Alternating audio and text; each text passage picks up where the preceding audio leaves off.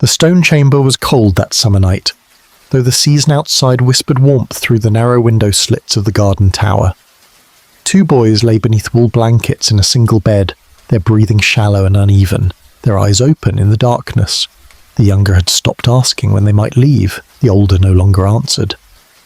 Beyond the oak door, footsteps approached along the spiral stair, measured and deliberate, leather soles against worn stone. The sound had become familiar these past weeks, arriving always after compline, when the tower's outer wards fell silent and the watchmen turned their faces toward the river. A key scraped in the lock. The elder boy's hand found his brother's beneath the coverlet, small fingers intertwining. They did not speak. They had learned that silence sometimes postponed what came next. The door opened slowly, spilling torchlight across the rush-strewn floor, and 2 shadows fell long across the threshold. The man who entered first wore no livery, no mark of house or allegiance.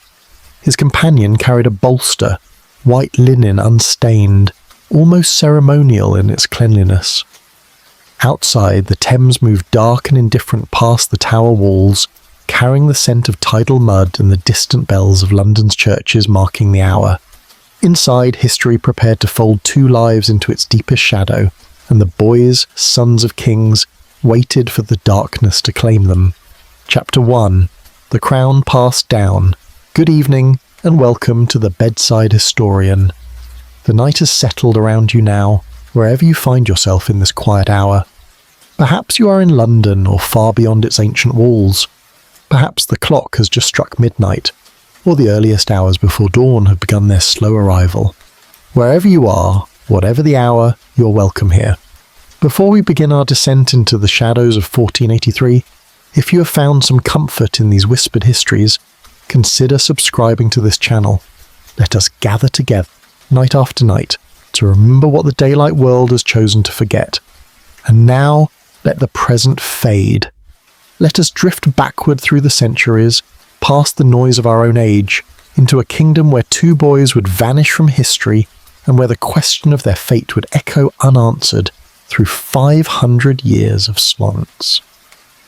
The king died on the 9th of April in the year of our Lord 1483 in the Palace of Westminster, his body swollen with excess and his breath rattling in his throat like stones in a cup. Edward IV had been 40 years old, a man who had claimed his crown through blood and held it through charm and ruthless calculation. He'd been beautiful once, tall and golden-haired, the kind of king who made men follow him into battle with little more than a smile and a promise. But the years had thickened him, softened him, turned the warrior into a pleasure-seeker who spent his final decade in feast halls rather than on horseback. The physicians could do nothing. They bled him and purged him and whispered their uncertainties to one another in Latin. The Queen knelt beside his bed, Elizabeth Woodville, her face pale as parchment, her hands gripping the coverlet. She had given him 10 children, this woman the old nobility had scorned as an upstart, a widow with no great name who had somehow enchanted a king. Now she watched him slip away, and she understood with perfect clarity what his death would mean for her children, for the delicate web of power she had spent 20 years weaving around the throne. Edward's eldest son was at Ludlow Castle on the Welsh border, 4 days' ride from London. The boy was 12 years old, slight and serious, educated by scholars and churchmen, trained in the rituals of kingship but untested in its realities. He had been made Prince of Wales as an infant, given his own household, his own council, sent west to learn governance in the marches where his father had once fought to claim the crown. His name was Edward, like his father and his grandfather before him, and now the weight of that name would fall upon shoulders still narrow with childhood. Word of the king's death travelled by courier, the horses driven hard through spring rain, carrying sealed letters that would transform a prince into a king before he could comprehend the danger of such transformation. At Ludlow, the boy received the news in the great hall, surrounded by the men of his household. His uncle Anthony Woodville Earl Rivers stood beside him, the Queen's brother, a man of learning and piety who had guided the prince's education with careful attention. Rivers understood what must happen next. The boy must come to London, He must be crowned quickly before the realm could fracture along the old fault lines of faction and ambition. But there was another uncle, one who had not been present at Westminster when the king drew his final breath. Richard, Duke of Gloucester, had been in the north, at his castle of Middleham in Yorkshire, where he ruled the border country with an iron hand and kept the Scots at bay.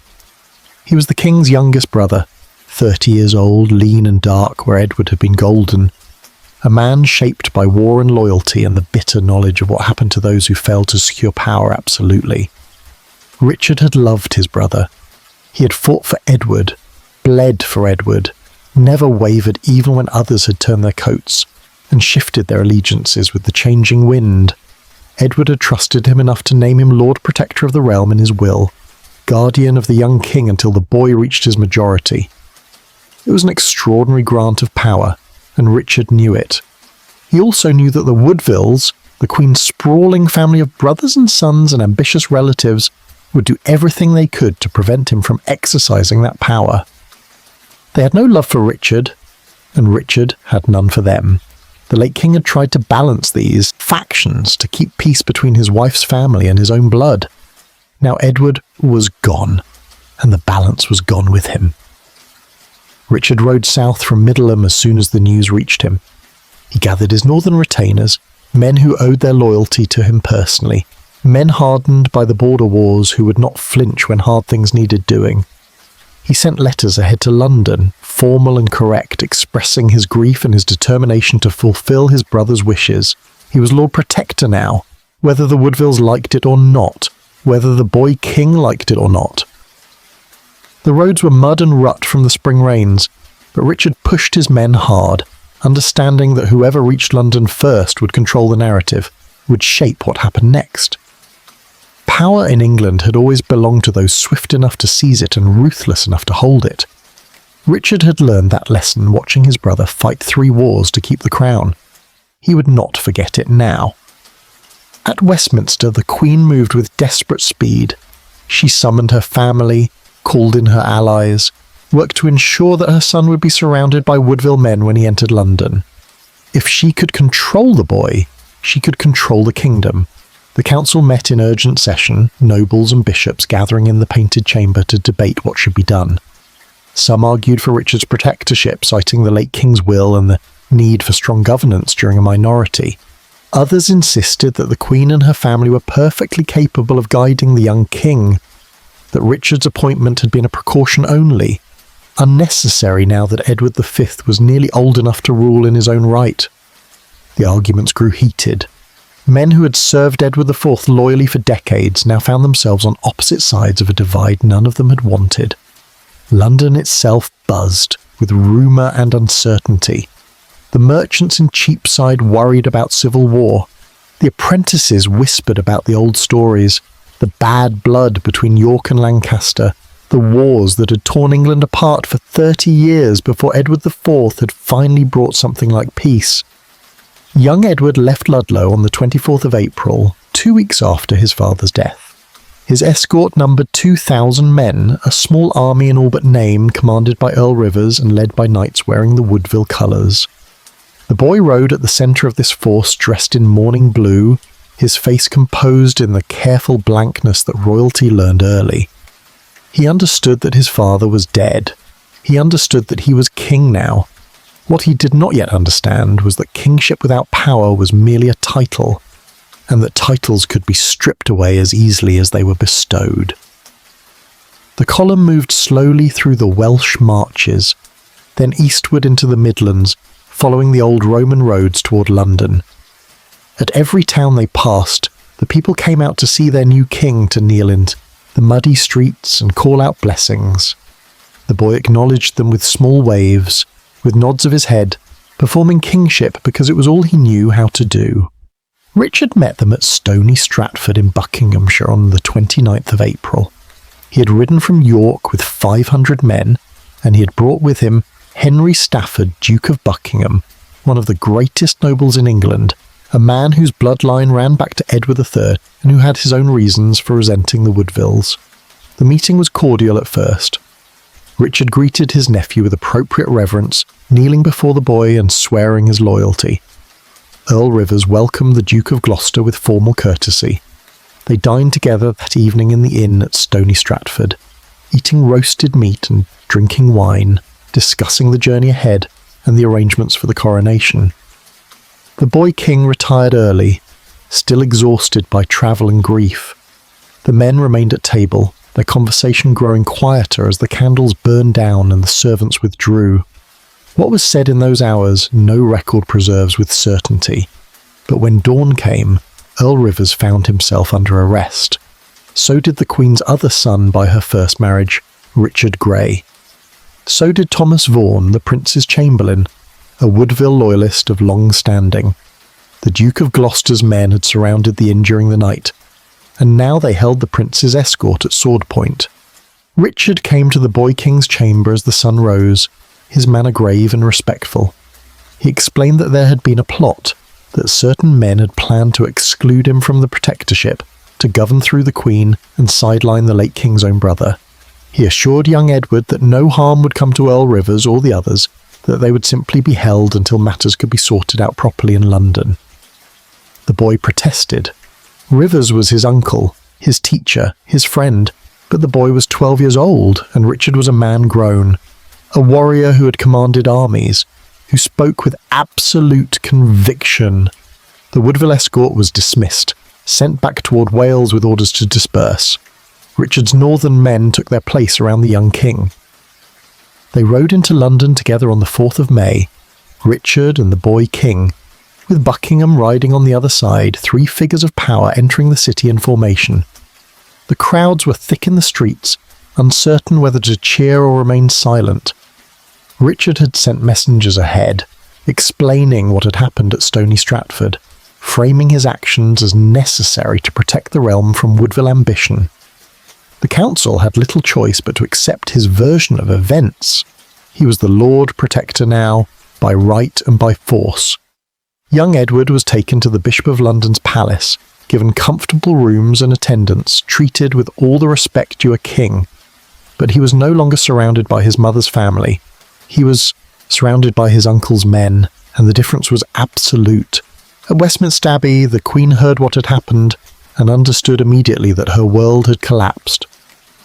She gathered her remaining children, her 5 daughters and her younger son, Richard, Duke of York, a boy of 9. She took what treasure she could carry, what valuables the royal apartments contained, and she fled into sanctuary in the abbey's precincts. The monks could not refuse her. Sanctuary was sacred, inviolable, protected by laws older than any king. She barricaded herself in the abbot's lodgings, surrounded by her daughters and her one remaining son, and she waited to see what Richard would do next. Outside the sanctuary walls, London held its breath. The coronation was still scheduled for the 22nd of June. Young Edward was still king, but everyone understood that something had shifted, that the ground beneath England's feet had become uncertain, and that the boy who should have been crowned in glory was now a prisoner in all but name. However gently his uncle smiled, and however respectfully his uncle bowed. Chapter 2. The Protector's Hand. The city watched and waited through the warm days of May, while Richard, Duke of Gloucester, moved through the mechanisms of power with methodical precision. He had taken control of the young king's person, and now he set about securing control of the realm itself. The council met daily in Westminster, the great men of England gathering to hear the Protector's plans and to ratify decisions already made. Richard spoke well in these meetings, his voice measured and reasonable, always invoking his brother's memory, always framing his actions as service to the late king's wishes. He was Lord Protector, he reminded them, appointed by Edward IV himself. He had no ambition beyond seeing his nephew safely crowned, and the realm kept peaceful during the boy's minority. The bishops nodded. The nobles agreed. What choice did they have? The alternative was civil war, and England had endured enough of that in the previous generation. Better to accept Richard's authority now, and hope that he would relinquish it gracefully when the time came. Young Edward remained at the bishop's palace, living in comfortable captivity, his days filled with lessons and prayers, and the elaborate rituals of a court that performed kingship while denying him its substance. He wrote letters to his mother, begging her to leave sanctuary and return to court. The letters were carefully worded, almost certainly composed under Richard's supervision, and they carried no weight with Elizabeth Woodville. She knew what had happened to her brother Rivers, still held under guard in the north. She knew what had happened to her son Grey, imprisoned in one of Richard's castles. She understood that sanctuary was the only thing keeping her and her remaining children alive, and she would not surrender that protection for any promises Richard might make. Westminster brought her food and news, his face drawn with the strain of harbouring the Queen against the wishes of the Lord Protector.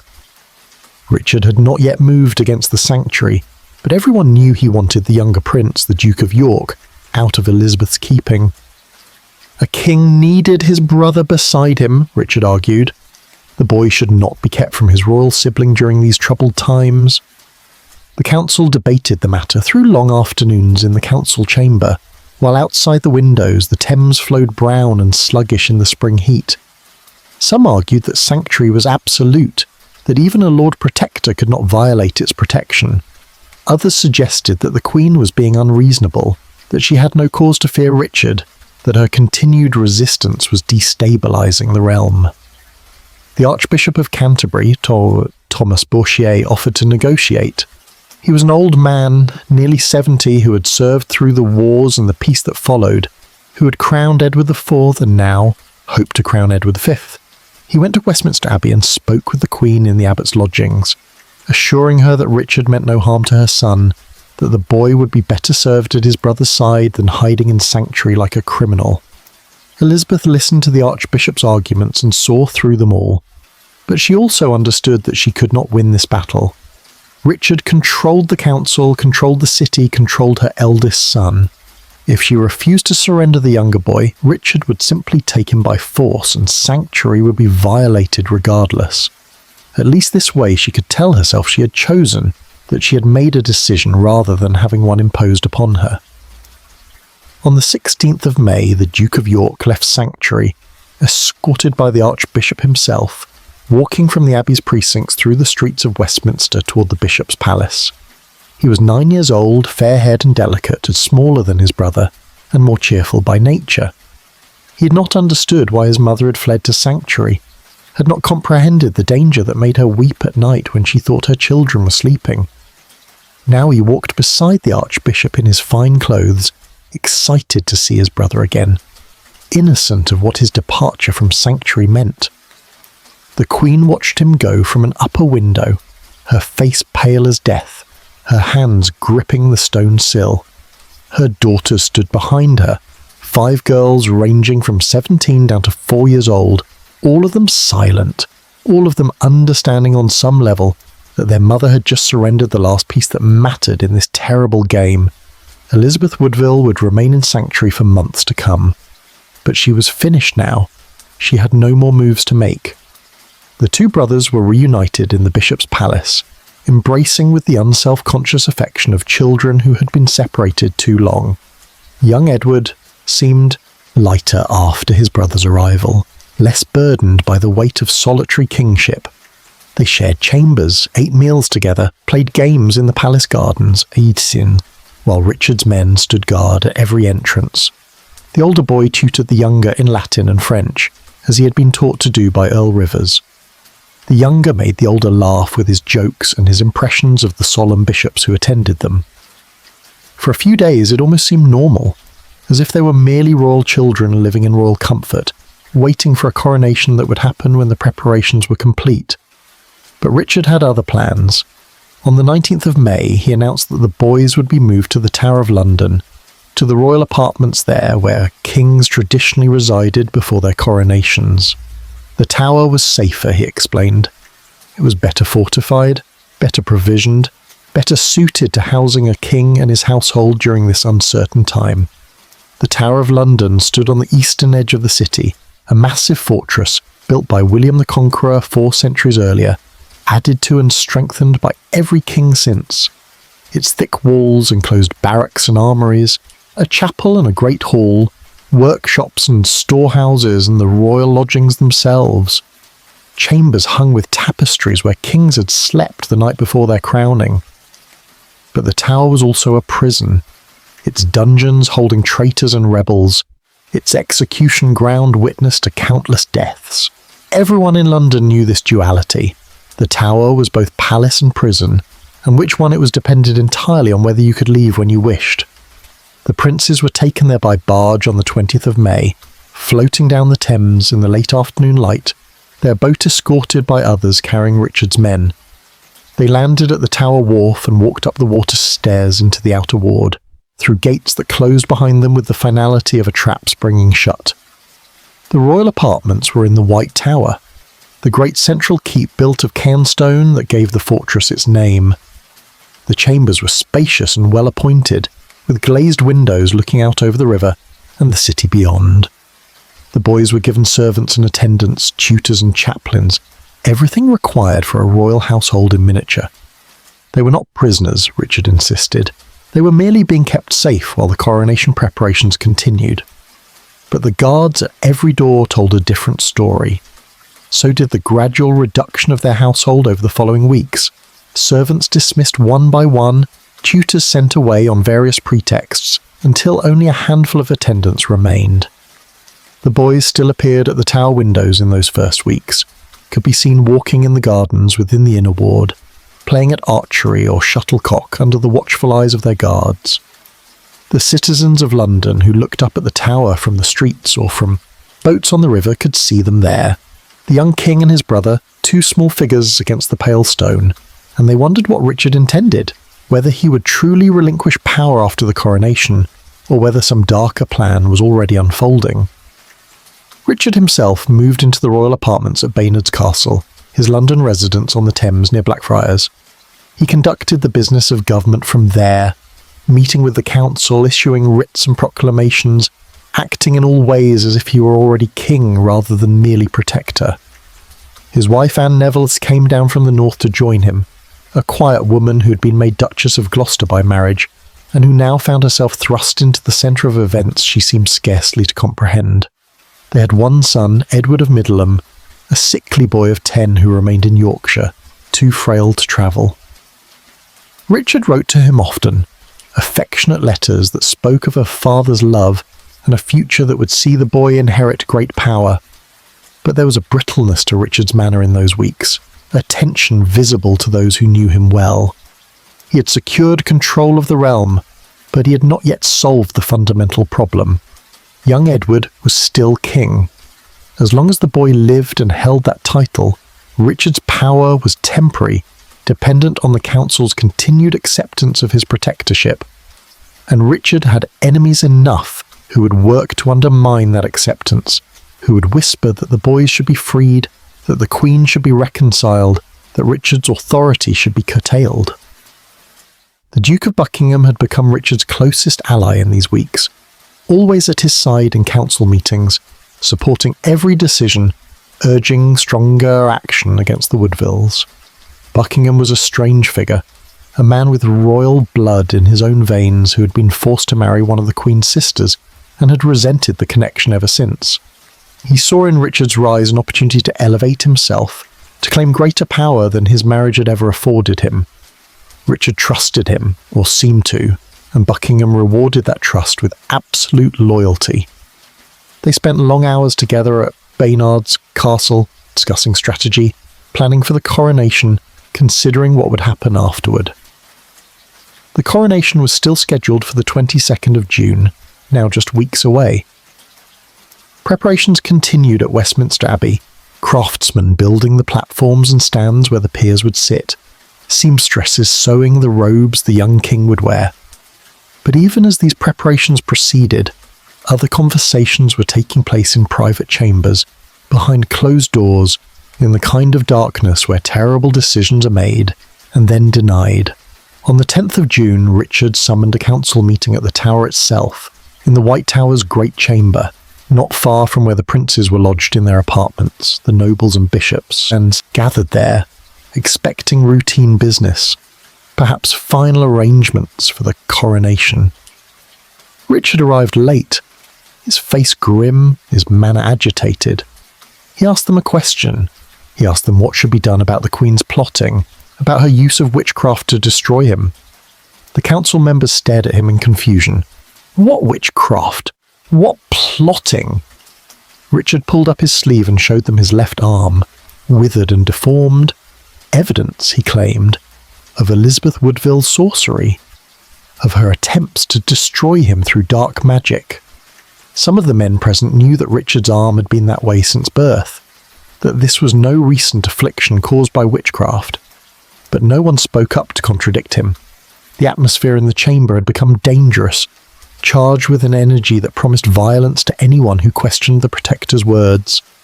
Richard declared that Lord Hastings, the late King's closest friend and chamberlain, was part of the plot. Hastings had been loyal to Edward IV until death, but he had also opposed Richard's more extreme measures, had argued for moderation, for reconciliation with the Queen. Now Richard accused him of treason, of conspiring with the Woodvilles to seize power. Hastings barely had time to protest before Richard's men grabbed him and dragged him from the chamber. They took him to the green outside, to Tower Green, where the block and axe waited. The execution happened within the hour.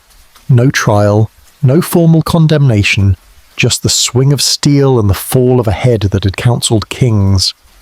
The other council members sat frozen in the White Tower chamber, understanding with perfect clarity that they had just witnessed not justice but murder, and that Richard would kill anyone who stood in his way. They filed out silently when dismissed, walking carefully past the blood on Tower Green, and they said nothing because saying something might mean their heads would be next. London learned of Hastings's death by nightfall, and the city understood that something fundamental had changed. Richard was no longer playing the role of loyal protector. He was showing his true nature, the ruthlessness that had kept him alive through decades of war and intrigue. And in the royal apartments of the White Tower, two boys heard the commotion, heard the shouts and the running footsteps, perhaps even heard the execution itself, and they began to understand that their uncle was not the protector he claimed to be, that the tower was not a palace but a prison, and that the future they had imagined, coronation and kingship and long life, was slipping away into darkness and blood and the kind of silence that comes when hope finally dies. Chapter 3. The Tower's Embrace.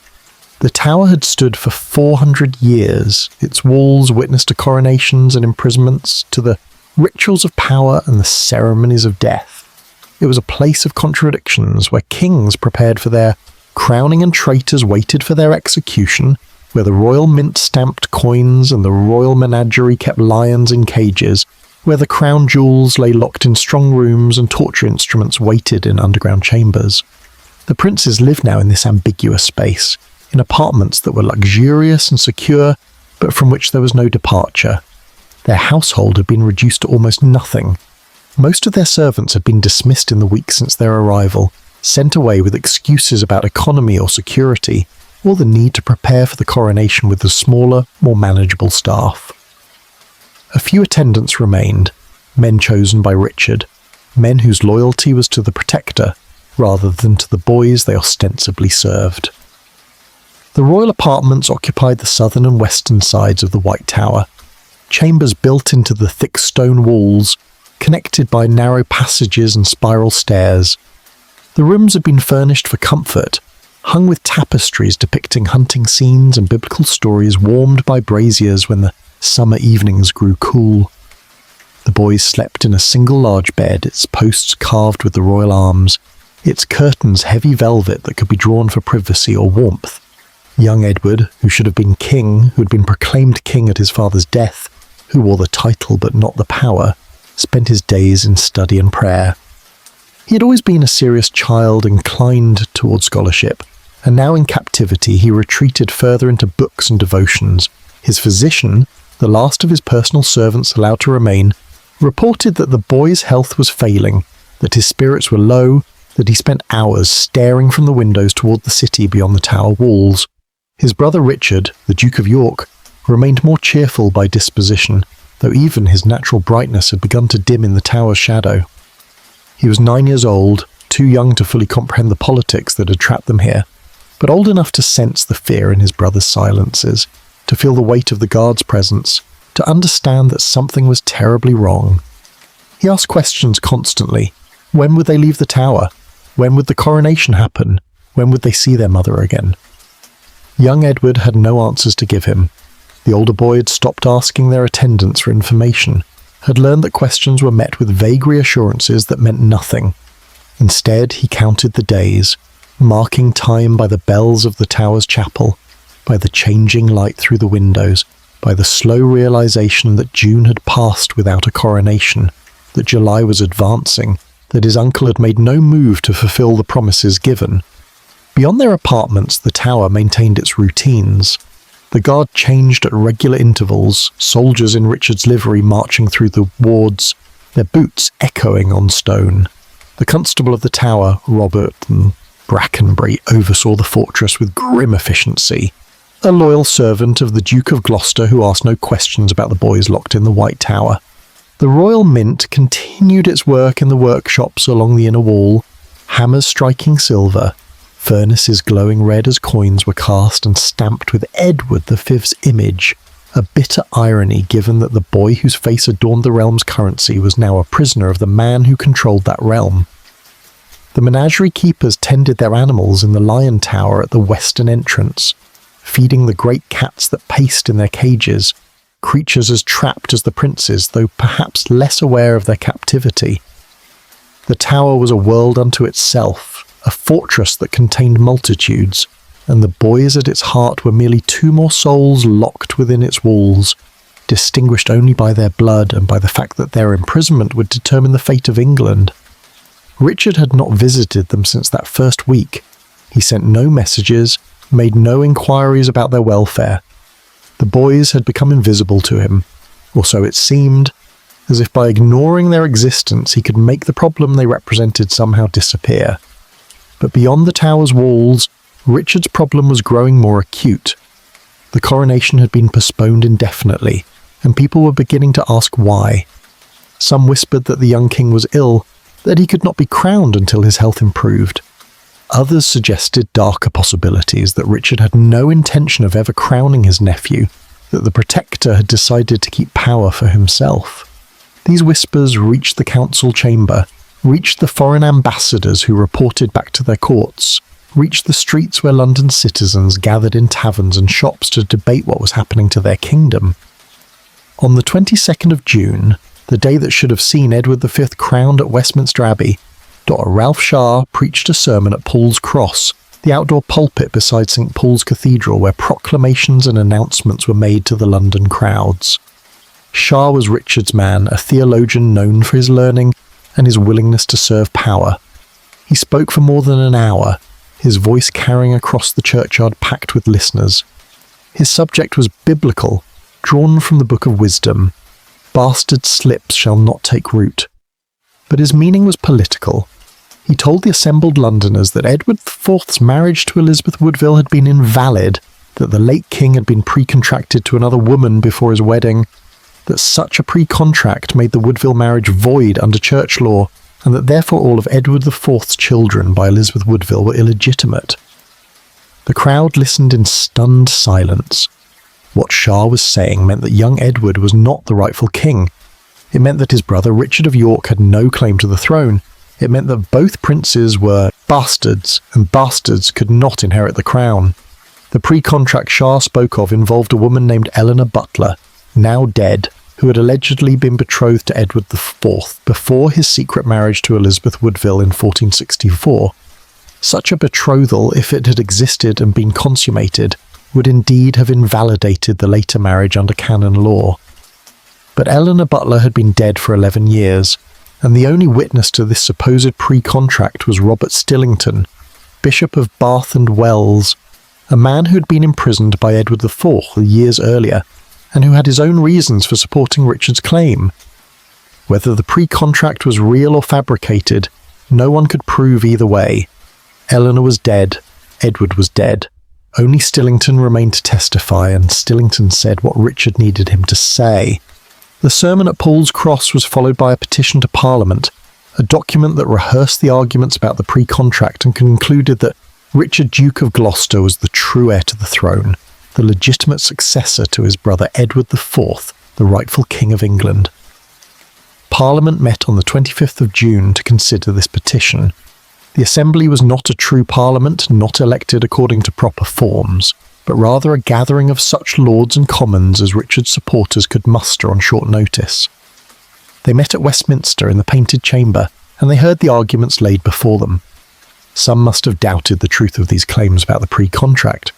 Some must have understood that they were participating in a legal fiction designed to justify usurpation. But doubt and understanding meant nothing against Richard's armed men, and Richard's demonstrated willingness to kill those who opposed him. The memory of Hastings' execution was fresh in every mind. The petition was accepted. The document declared that Edward IV's children were illegitimate, that Richard was the rightful king, that the realm required his strong governance to restore order and justice. On the 26th of June, Richard was offered the crown. He accepted it with a show of reluctance, as custom required, protesting that he had no desire for kingship but would bow to the will of the people and the needs of the realm. The coronation happened with startling speed. Richard and his wife Anne were crowned on the 6th of July at Westminster Abbey, Archbishop Bourchier performing the ceremony with whatever private reservations he might have harboured. The nobles attended in their finest robes, kneeling to swear fealty to their new king. The crown that should have rested on young Edward's head was placed on Richard's. The sceptre that should have been held by a 12-year-old boy was grasped by the man who had stolen his nephew's throne. The banquet afterward lasted hours. Courses of roasted swan and venison and peacock, wine flowing freely, musicians playing while the newly crowned king sat in state and received the homage of his realm. It was magnificent and terrible. A coronation achieved through lies and threats and the silencing of everyone who might have spoken against it. And through all of it, in the White Tower of the fortress on the city's eastern edge, 2 boys remained locked in their apartments, no longer princes, no longer royal, reduced by Parliament's decree to bastards without name or future. In the Tower's royal apartments, the boys must have heard the bells ringing on Coronation Day, the peals echoing across London from every church tower, announcing that England had a new king. Whether anyone told them explicitly what had happened, what their uncle had done, the historical record does not preserve, but they would have understood. Young Edward was intelligent enough to comprehend betrayal, old enough to know that his uncle's coronation meant his own destruction. The title he had held for 3 months, the kingship proclaimed at his father's death, had been taken from him without battle or formal deposition, simply erased by parliamentary decree under the fiction of his parents' invalid marriage. He was no one now. His brother was no one. They were obstacles, inconvenient reminders of a previous dispensation, and Richard would have to decide what to do with obstacles that could not be allowed to live, but whose open murder might provoke rebellion. Their apartments were moved after the coronation, from the spacious chambers they had occupied to smaller rooms deeper in the White Tower, away from the windows that faced the city, away from the gardens where they had been allowed to exercise.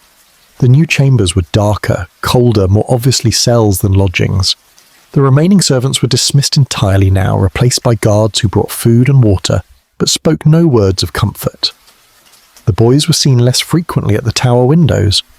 Reports from that summer, fragmentary and uncertain, suggest that they were glimpsed occasionally by workers in the tower, by guards changing shifts, but always from a distance, always briefly, 2 small figures in dark rooms growing smaller as the weeks passed. The physician who had attended young Edward was turned away, no longer granted access. The boy's confessor, the priest who had heard their prayers and offered them what spiritual comfort he could, found the doors to their chambers barred when he came to say Mass. London buzzed with rumours through July and into August. Some said the boys had been secretly moved from the tower, smuggled out and hidden in the countryside where Richard's enemies could not find them. Others whispered that they had been poisoned, that their bodies had been buried in secret somewhere within the tower's walls. Still others insisted they were alive but sick, that the younger had died of illness and the elder was failing. No official statement came from Richard's court. The new king had moved north on a royal progress, showing himself to his subjects in the Midlands and Yorkshire, receiving oaths of loyalty, distributing patronage to those who had supported his claim. He said nothing about his nephews. His silence was absolute, and in that silence the people of England began to understand what had happened, what must have happened, though no one dared speak it openly. The princes had vanished. Whether they were dead or merely hidden, the effect was the same. They had been removed from history, erased from the succession, transformed from royal heirs into non-persons whose fate would be debated for centuries but never definitively known. By autumn, no credible witness claimed to have seen the boys alive. The tower windows that had once framed their faces now showed only empty chambers. The gardens where they had walked were occupied by other residents, other prisoners, other souls trapped within the fortress walls. The royal apartments stood silent, their tapestries gathering dust, their braziers cold. And somewhere in the depths of that ancient pile of stone, in a staircase or a cellar or a bricked-up chamber, 2 bodies might have lain hidden. Small corpses wrapped in whatever covering their killers had chosen, waiting for time and chance to reveal what Richard III had commanded done in the dark summer of 1483, and what the Tower, loyal to its nature as keeper of secrets, would guard for nearly 2 centuries before surrendering even a portion of the truth. Chapter 4. The Pre-Contract. The story that destroyed young Edward's claim to the throne had been waiting in the shadows for years before Robert Stillington, Bishop of Bath and Wells, brought it into the light. Stillington was 70 years old in the spring of 1483, a churchman who had served in government under Edward IV, who had been Chancellor of England once, who had held power and lost it and spent the years afterward nursing grievances and waiting for an opportunity to matter again. He had been imprisoned by Edward IV in 1478, accused of some unspecified offence that the late king had chosen not to make public. The imprisonment had lasted only a few months before Edward released him, with warnings to keep silent about matters that concerned the crown. Stillington had kept silent through the remainder of Edward's reign, through the king's final illness and death, through the early weeks of Richard's protectorship. But silence is a commodity that can be sold when the price is right, and Richard needed what Stillington possessed, a story that would make 2 princes into bastards and transform a protector into a king. The tale concerned Eleanor Butler, born Eleanor Talbot, daughter of the Earl of Shrewsbury, a woman of good family who had married Sir Thomas Butler and been widowed young.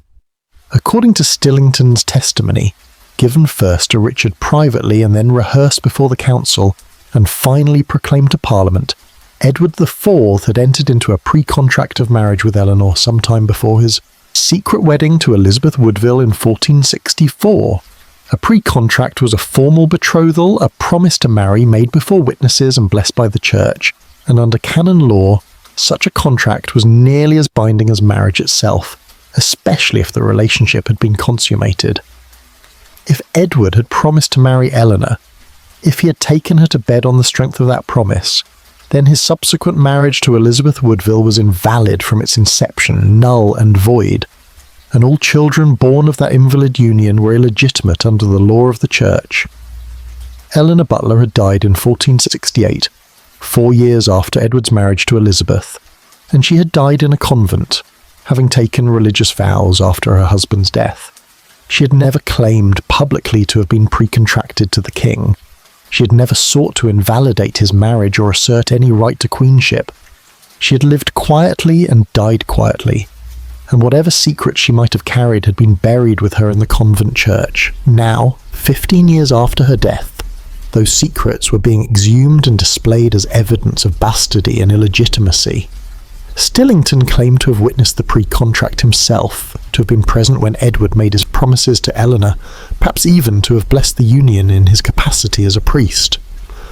No other witnesses came forward to corroborate his testimony. No documents were produced.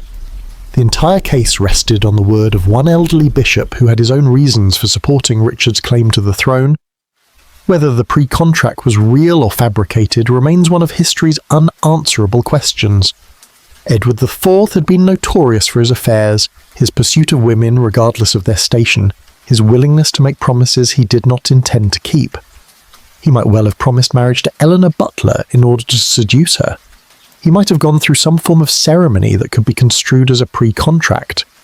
He had certainly married Elizabeth Woodville in secret without consulting his council or seeking permission from the Pope, in a manner that suggested he knew the marriage might be challenged on legal grounds.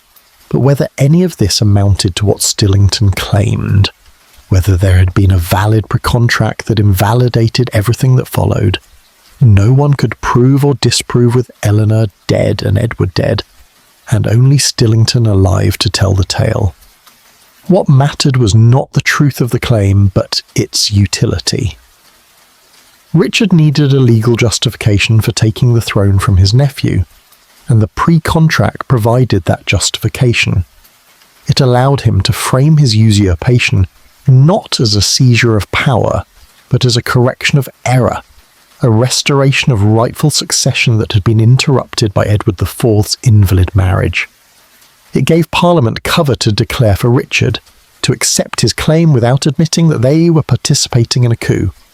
It provided the bishops with canonical grounds to support the change of succession, since if the pre-contract was valid, then the Church itself demanded that the bastard children of an invalid marriage be set aside in favour of the legitimate heir. The story was useful, and in the politics of 1483 utility was more important than truth. The petition that was presented to Parliament on the 25th of June laid out the case in careful legal language, wrapping usurpation in the decent clothing of constitutional propriety. It began by rehearsing the chaos of the previous decades, the wars between York and Lancaster, the suffering of the realm under weak or divided rule. It praised Edward IV for bringing peace, but condemned him for his secret marriage to Elizabeth Woodville, a marriage that had elevated a woman of low birth and questionable morals to the position of queen. It detailed the Woodvilles' corruption, their grasping ambition, their attempts to control the young king and exclude Richard from power. Then it came to the pre-contract, presenting Stillington's testimony as fact, declaring that Edward's marriage had been invalid and that all children of that marriage were illegitimate under the laws of God and man. The petition went further. It claimed that Edward IV himself had been illegitimate, the product of his mother's adultery rather than his father's seed. This was a vicious slander against Cecily, Duchess of York, Richard's own mother, a woman still living who would have to endure the public assertion that she had betrayed her husband and that her eldest son had been a bastard. The claim was almost certainly false, invented to strengthen Richard's position by suggesting that even if the pre-contract could be questioned, Edward IV's children still could not inherit, because Edward himself had not been of legitimate royal blood. It was the kind of thoroughgoing character assassination that left no escape, no argument for young Edward's supporters to make in his defence. The boy was damned coming and going, illegitimate by his father's invalid marriage, and perhaps also by his father's invalid birth. The final section of the petition described Richard in glowing terms, praising his loyalty, his governance of the North, his military prowess, his legitimate birth as the true son of Richard, Duke of York. It concluded by begging Richard to accept the crown, to take up the burden of kingship for the good of the realm, to save England from the disaster of a child king controlled by the corrupt advisers. The language was formal and elevated, but the meaning was simple enough. Parliament was asking Richard to take what he had already seized, to cloak his usurpation in legal respectability, to become king not by force but by the will of the estates of the realm. Richard accepted with the show of reluctance that convention required, protesting his unworthiness even as he reached for the crown that had been prepared for him. The coronation on the 6th of July was a magnificent affair, staged, with all the ceremony that centuries of tradition required. Richard and Anne processed through London to Westminster Abbey, riding through streets lined with citizens who cheered or remained sadient according to their various judgments of what was happening. The nobles wore their finest robes, the bishops their richest vestments. The crown jewels were brought from the Tower, the ancient regalia that symbolised the continuity of kingship regardless of which head wore the crown. In the abbey, the ceremony unfolded according to the established forms, the anointing and the crowning, the giving of the sceptre and the orb, the oath to defend the realm and uphold justice. Richard knelt before the altar and rose as king, anointed with holy oil, crowned with gold, transformed by ritual from protector to sovereign. Archbishop Bourchier performed the ceremony, though he must have known what it represented, must have understood that he was consecrating a usurpation and giving church sanction to the dispossession of the rightful king. But Bourchier was old and tired, and perhaps he believed that stability under Richard was preferable to civil war under a child. Perhaps he believed the story about the pre-contract, or convinced himself that he believed it. Perhaps he simply recognised that he had no choice, that Richard would be crowned with or without his participation, and that by performing the ceremony he could at least ensure it was done properly according to the rites of the church. Whatever his reasoning, he placed the crown on Richard's head and declared him king before God and man, and the thing was done. The nobles swore their oaths of fealty one by one, kneeling before the new king and pledging their loyalty unto death. Some meant it. Some were merely going through the motions, waiting to see how this new dispensation would work out, reserving their true allegiance until they could determine which way the wind would blow. The Duke of Buckingham swore with particular enthusiasm, rewarding Richard's trust by accepting appointment as Constable of England and grants of land across Wales and the West Country. Buckingham had risen higher and faster than anyone except Richard himself, and he seemed entirely satisfied with the outcome of the coup he had helped engineer. Others were less certain, more troubled by what they had witnessed and participated in, but they kept their doubts to themselves and bent the knee, because refusal meant death. The banquet after the coronation lasted well into the night, course after course of elaborate dishes, entertainment provided by musicians and singers, toast drunk to the new king and his queen. Richard sat in state, receiving the homage of his court, playing the role of gracious monarch who had accepted the crown reluctantly and would now govern with wisdom and justice. He spoke of reconciliation, of bringing the realm together after years of division, of rewarding loyalty and punishing treason. He made no mention of his nephews. No one at the banquet asked about the boys in the tower, though everyone must have wondered what would happen to them now that their uncle had taken their throne. The question hung unspoken over the celebration, a shadow that no amount of music or wine could dispel entirely. In the days following the coronation, Richard moved to consolidate his position, rewarding his supporters with lands and titles, placing his men in key positions throughout the government, purging those officials who had been loyal to Edward V or the Woodvilles. Earl Rivers was executed in Pontefract Castle on the 25th of June, beheaded without trial on Richard's orders.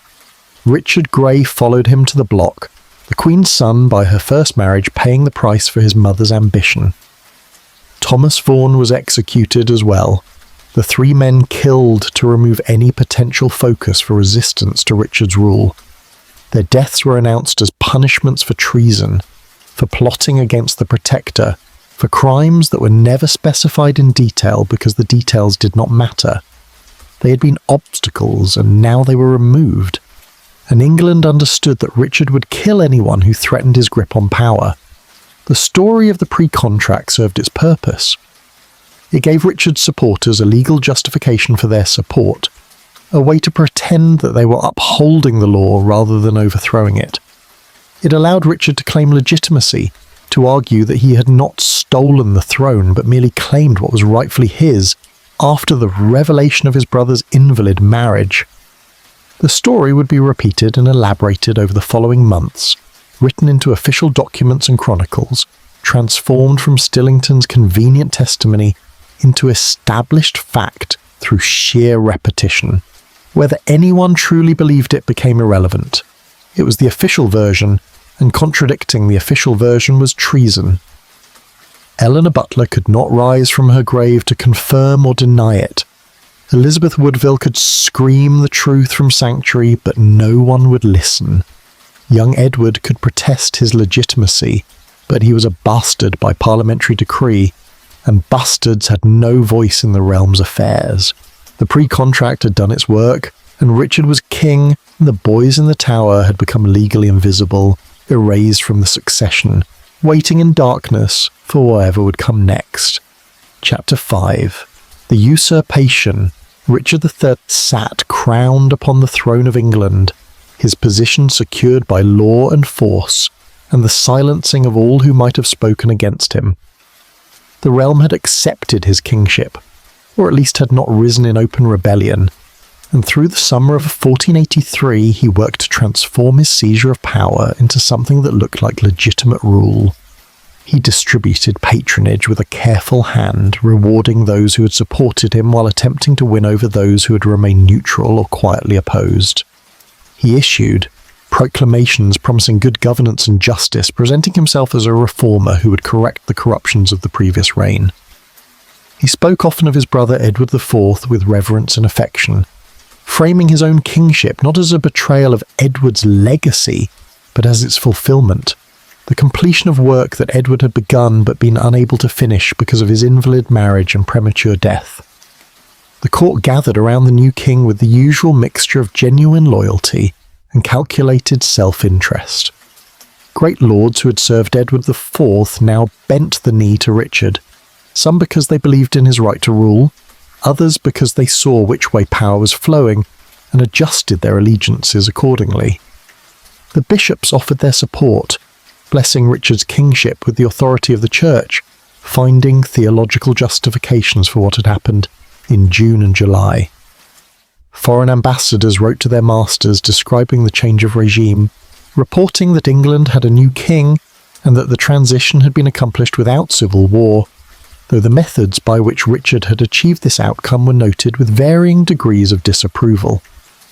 The Italian states, accustomed to their own brutal politics, viewed Richard's actions with pragmatic acceptance. The French court, ever watchful for English weakness, observed with interest and began to consider how this upheaval might be exploited. The Spanish kingdoms noted the events and filed them away for future reference.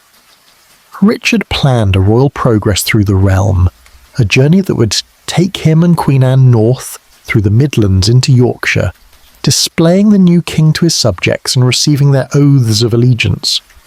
He would visit the great towns and cities, would hear petitions and dispense justice, would show himself to be a king who cared about his people's welfare and who governed with strength and wisdom. The progress was scheduled to begin in late July, a summer journey through the heartland of Richard's support. He had always been popular in the north, where he had ruled as the Duke of Gloucester for more than a decade, keeping the Scottish border secure and administering justice with an even hand. The northern lords were his men, the northern gentry looked to him as their patron, and Richard knew that if rebellion came it would not come from Yorkshire. The south was more uncertain, London most of all, where memory of the princes lingered and where questions were asked in whispers that might one day become shouts. Before he could leave London, Richard had to address the problem that he had created but not yet solved.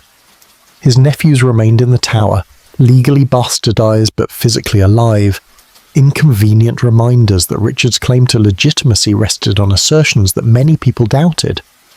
As long as the boys lived, they represented a potential rallying point for opposition, a focus for anyone who wanted to challenge Richard's rule. They were 12 and 9 years old, children who could be manipulated by ambitious men, who could be proclaimed the true king and his heir by anyone willing to risk rebellion. Richard had taken their titles and their rights, but he had not taken their lives, and that restraint, if it could be called restraint, created a vulnerability in his position that his enemies might exploit. The historical record grows murky here, clouded by the silence that Richard imposed and by the centuries of speculation that followed. What happened to the princes in the Tower during the late summer of 1483 cannot be stated with absolute certainty, because no contemporary document describes their fate in detail, no witness came forward to testify, no confession was ever extracted or offered. The boys were seen less and less frequently as July turned to August, their appearances at the Tower windows becoming rare and then ceasing altogether. The physician who had attended young Edward was denied access to the royal apartments. The priest who had served as their confessor found the doors barred. The few servants who had remained with them were dismissed or reassigned.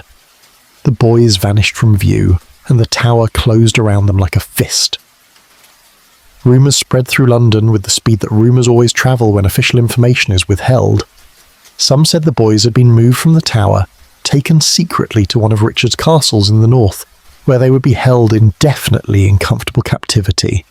Others whispered that they had been poisoned, that their bodies had been buried somewhere within the tower's walls, that Richard had ordered their deaths but concealed the fact to avoid public outrage.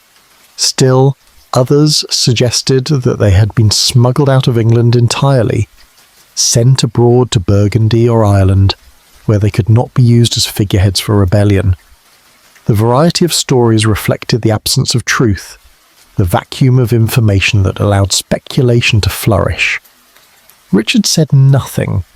His government issued no statements about the princes. Their names disappeared from official documents. They became unpersons, erased from the public record as if they had never existed. In the tower itself, in the White Tower's depths, what happened remains locked in the silence of stone and time. If the boys were killed, it was done quietly, without the public execution that had been Hastings's fate, without the formal proceedings that might have left documentary evidence. Later chronicles, written after Richard's death when it became safe to accuse him, would provide various accounts of how the murders were accomplished. Some said Richard sent Sir James Tyrrell to the Tower with orders to kill the princes, that Tyrrell had recruited two men named Miles Forrest and John Dighton to carry out the actual deed, that the boys were smothered in their beds with pillows while they slept. Others suggested poison or strangling or a blade in the dark. None of these accounts can be verified. They were written by men who had reasons to blacken Richard's name, who served the Tudor dynasty that eventually overthrew him, who understood that depicting Richard as a child murderer helped justify his overthrow and death. But the boys disappeared. That much is fact. Whether they died in August or lingered longer, whether they were killed on Richard's direct order or died of illness or mistreatment, whether their deaths were quick or slow, the outcome was the same. By autumn they were gone from history, and Richard ruled unchallenged by any rival claim from his brother's line. The Tower had swallowed them, and the Tower kept its secrets. The guards who had watched their apartment said nothing, either because they knew nothing or because they valued their lives too much to speak. The constable of the Tower, Robert Brackenbury, remained loyal to Richard and offered no information about what had happened within the fortress under his command. The walls were chung, and the river flowed past, and London tried to forget about the two boys who had been princes, and then bastards, and then nothing at all. Richard left London on the 20th of July, beginning his royal progress with Queen Anne and a large retinue of nobles and attendants. They rode north through Hertfordshire and into the Midlands, stopping at towns along the way to receive the homage of local gentry and to hear petitions from common folk. Richard played the role of accessible monarch, listening to complaints about corrupt officials and unjust landlords, promising to investigate and remedy grievances. He distributed alms to the poor, attended church services where he prayed with apparent devotion, spoke of his desire to rule justly and to restore good governance after years of Woodville corruption.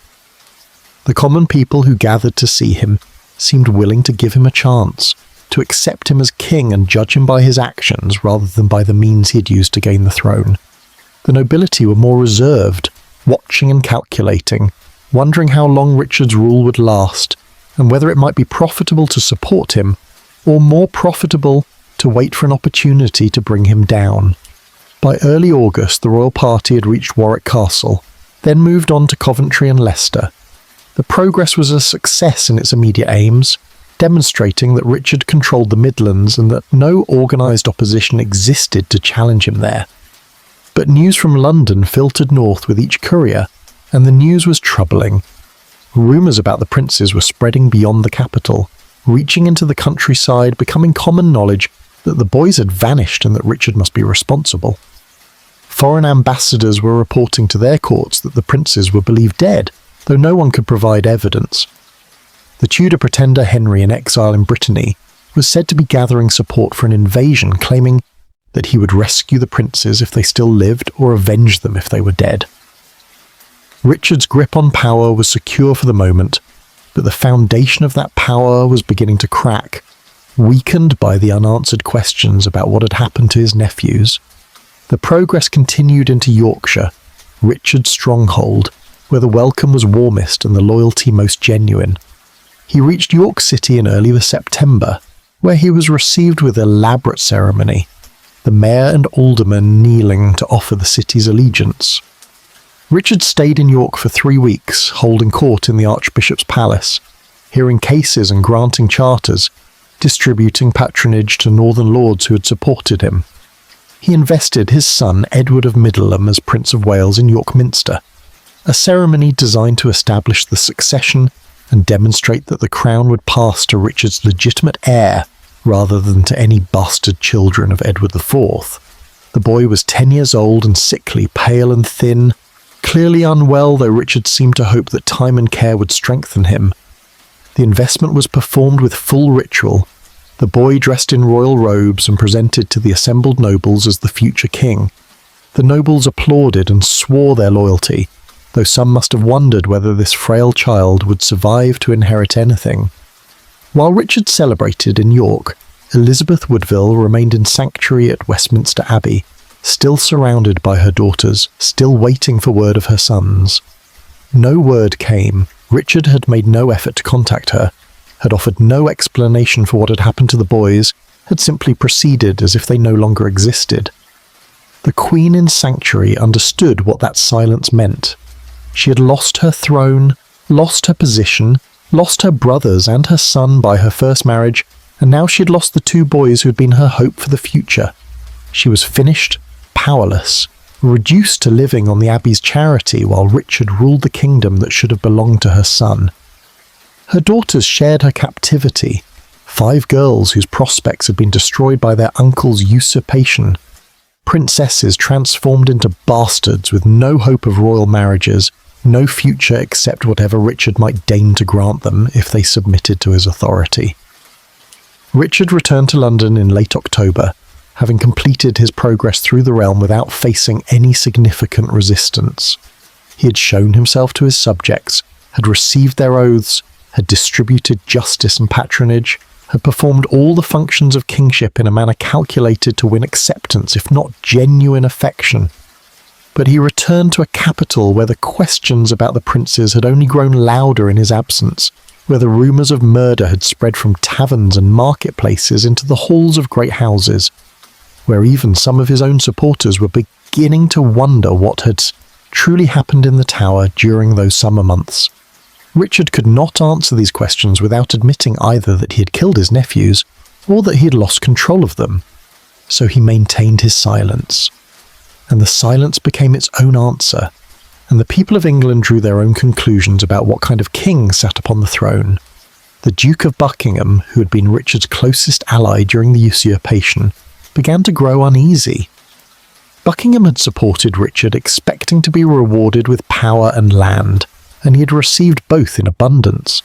But he had also expected to remain Richard's chief counsellor, his most trusted advisor, and he found himself gradually excluded from the inner circle as Richard relied more on his northern allies and less on the great lord who had helped put him on the throne. Buckingham began to brood on this exclusion, to resent it, to wonder whether he had backed the wrong man. He began to listen to other voices, to men who spoke of Henry Tudor as a potential alternative to Richard, to those who whispered that the princes were dead and that Richard was a tyrant who had murdered innocent children to seize power. The seeds of rebellion were being planted, even in the heart of the man who had done most to make Richard king. Through the autumn, Richard worked to strengthen his position, appointing loyal men to key offices, fortifying castles in uncertain regions, building networks of patronage that would tie the nobility to his regime. He issued proclamations against treasonous rumours, forbidding anyone to speak against the king or to question the legitimacy of his rule. He rewarded informers who reported seditious talk, creating an atmosphere of suspicion and fear that kept potential rebels silent. But fear is not the same as loyalty, and silence is not the same as acceptance. Beneath the surface of Richard's kingdom, resentment grew and questions festered and plots began to form. The usurpation had been successful, but its success had been built on sand, and the tide that had carried Richard to the throne was already beginning to turn against him. Driven by the unanswered questions about 2 boys who had vanished from history, and whose absence would haunt Richard's reign until his own death brought the matter to its final bloody resolution.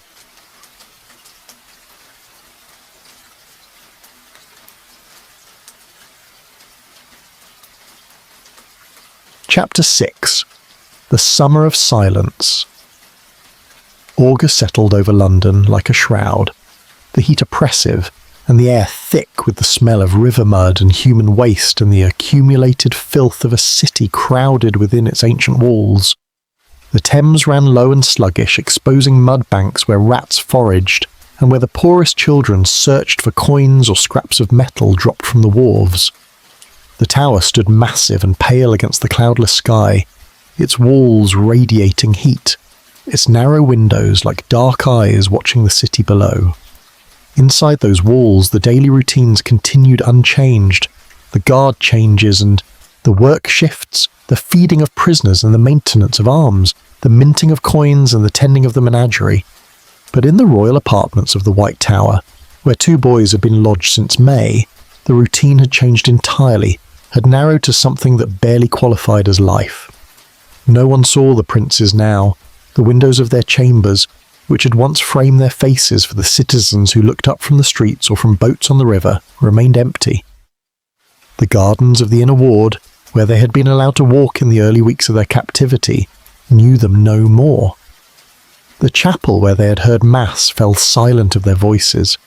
The few servants who had attended them in July were gone by August, dismissed or reassigned, replaced by guards who brought food and water, but who were not servants in any meaningful sense, who did not speak to the boys or offer comfort, who simply performed their duties and withdrew and locked the doors behind them.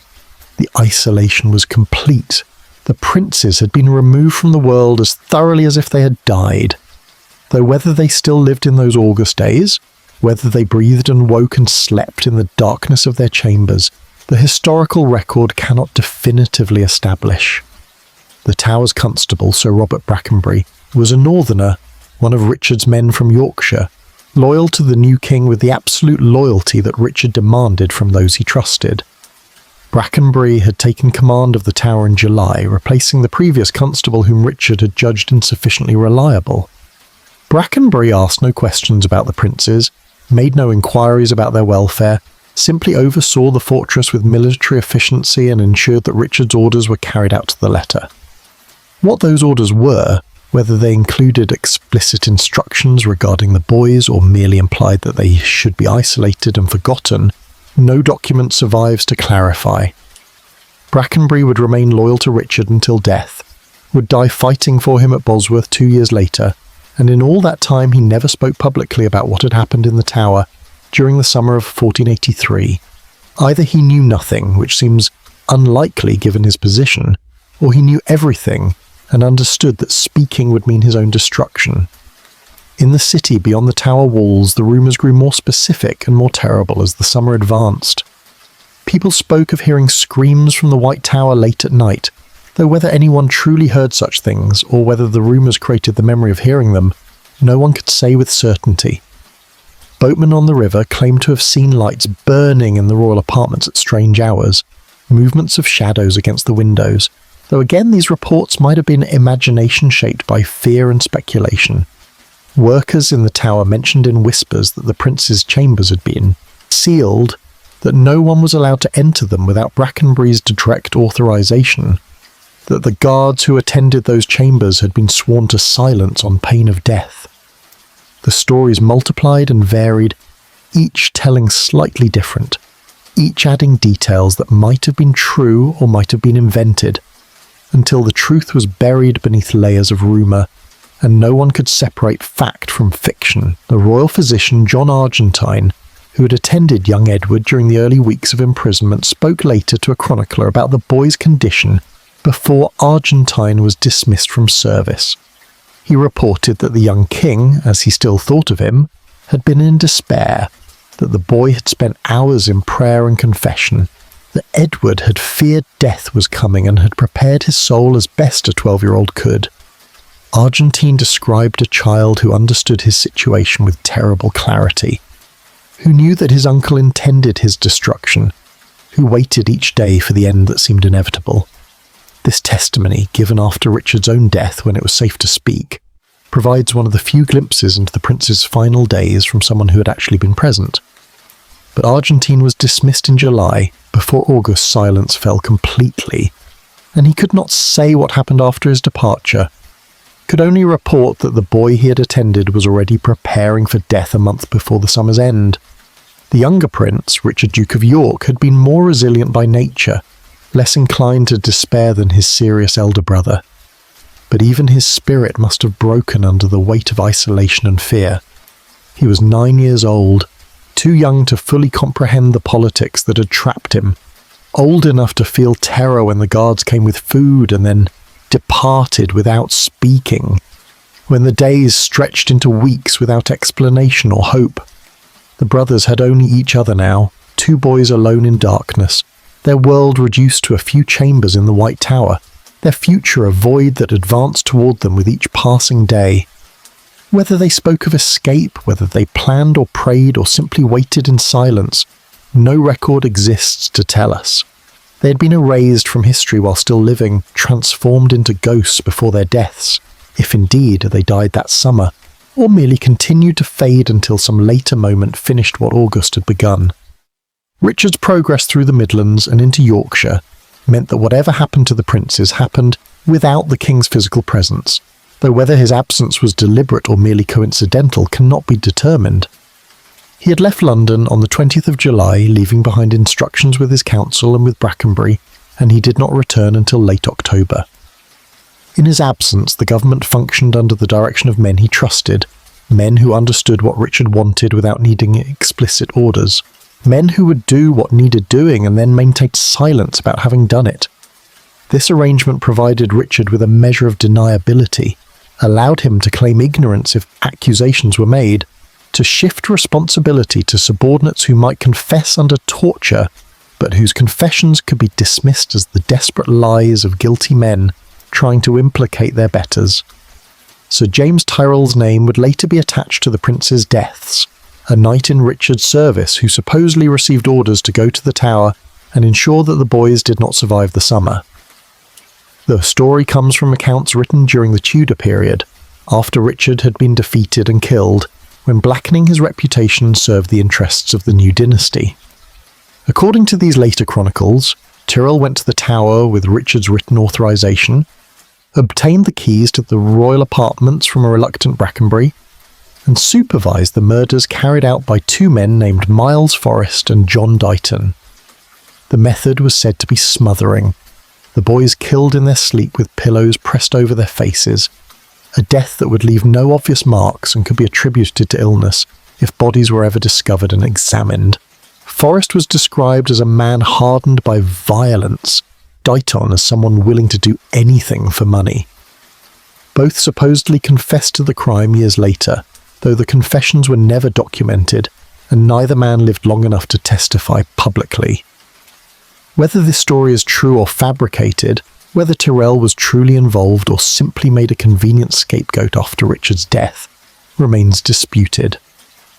What is certain is that the princes disappeared from view in August and were never reliably reported as seen alive again. What is certain is that Richard benefited from their disappearance, that his position as king became more secure once the boys were gone and could no longer serve as figureheads for a rebellion. What is certain is that no bodies were produced, no funerals held, no public announcement made of their deaths. They simply vanished, and the Tower swallowed the secret of what had been done to them, and England learned to stop asking questions that could not be safely answered. In Westminster Abbey, Elizabeth Woodville waited for word that never came. She sent messages to the Tower begging for information about her sons, pleading to be allowed to see them or at least to know that they still lived. Her messages were ignored. No one from Richard's government responded to her inquiries. She was a woman in sanctuary, powerless and abandoned, and her questions carried no weight against the wall of silence that Richard had erected around the prince's fate. Her daughters watched her grief and understood that their brothers were lost, though whether lost to death or to some captivity from which they would never emerge, even the daughters could not be certain. The sanctuary at Westminster had become a prison as effective as the Tower, a place where the Queen and her children existed in a state of suspended animation, neither free nor formally captive, simply forgotten by a kingdom that had moved on to acknowledge its new king. The foreign ambassadors in London sent reports to their respective courts through August and September, noting that the princes were no longer seen and that rumours of their deaths were widespread. The Venetian ambassador wrote that it was generally believed the boys had been murdered, though he could cite no evidence beyond the absence of any proof they still lived. The French court received similar intelligence, which Louis XI filed away for potential use in future negotiations with England. The Spanish kingdoms noted the matter without taking action. No foreign power intervened on the prince's behalf, no neighbouring monarch demanded to know their fate. International diplomacy operated on realpolitik rather than sentiment, and Richard was the king who controlled England regardless of how he had gained the throne. The princes were politically irrelevant once Richard had consolidated power, and their deaths, if they had died, were merely another instance of the kind of ruthless violence that all kingdoms occasionally required for stability. September arrived, and the city began to prepare for autumn. The merchants taking inventory before the winter rains made travel difficult. The guilds organising their annual feasts, the churches beginning the cycle of holy days that would lead through Michaelmas toward All Saints and the dark months beyond. Life continued in London as life always continued, adjusting to new realities and forgetting old sorrows because survival required attention to the present rather than mourning for what could not be changed. The princes receded into memory, became stories told in taverns, became examples cited in sermons about the instability of earthly power and the danger of trusting in princes. Their names were still known, but increasingly they were spoken of in the past tense, as if everyone understood that whatever had happened to them was finished now, that they belonged to history rather than to the living world. The Tower kept its secrets through that autumn, and through the winter that followed, and through all the seasons that came after. The royal apartments where the princes had been lodged were cleaned and prepared for other uses, the tapestries taken down and stored, the furniture removed, the chambers returned to their usual function as occasional lodgings for important prisoners or visiting dignitaries. If bloodstains had marked the floors or walls, they were scrubbed away. If bodies had been hidden somewhere within the fortress, they were hidden well enough that casual inspection would not reveal them. The Tower had seen countless deaths in its 400 years, had absorbed the violence of kings and rebels and traitors without changing its essential nature. 2 more deaths, if deaths there had been, made no difference to stone walls that would stand for centuries more, indifferent to all the human suffering that occurred within their embrace, faithful only to their function as container and keeper of England's darkest necessities.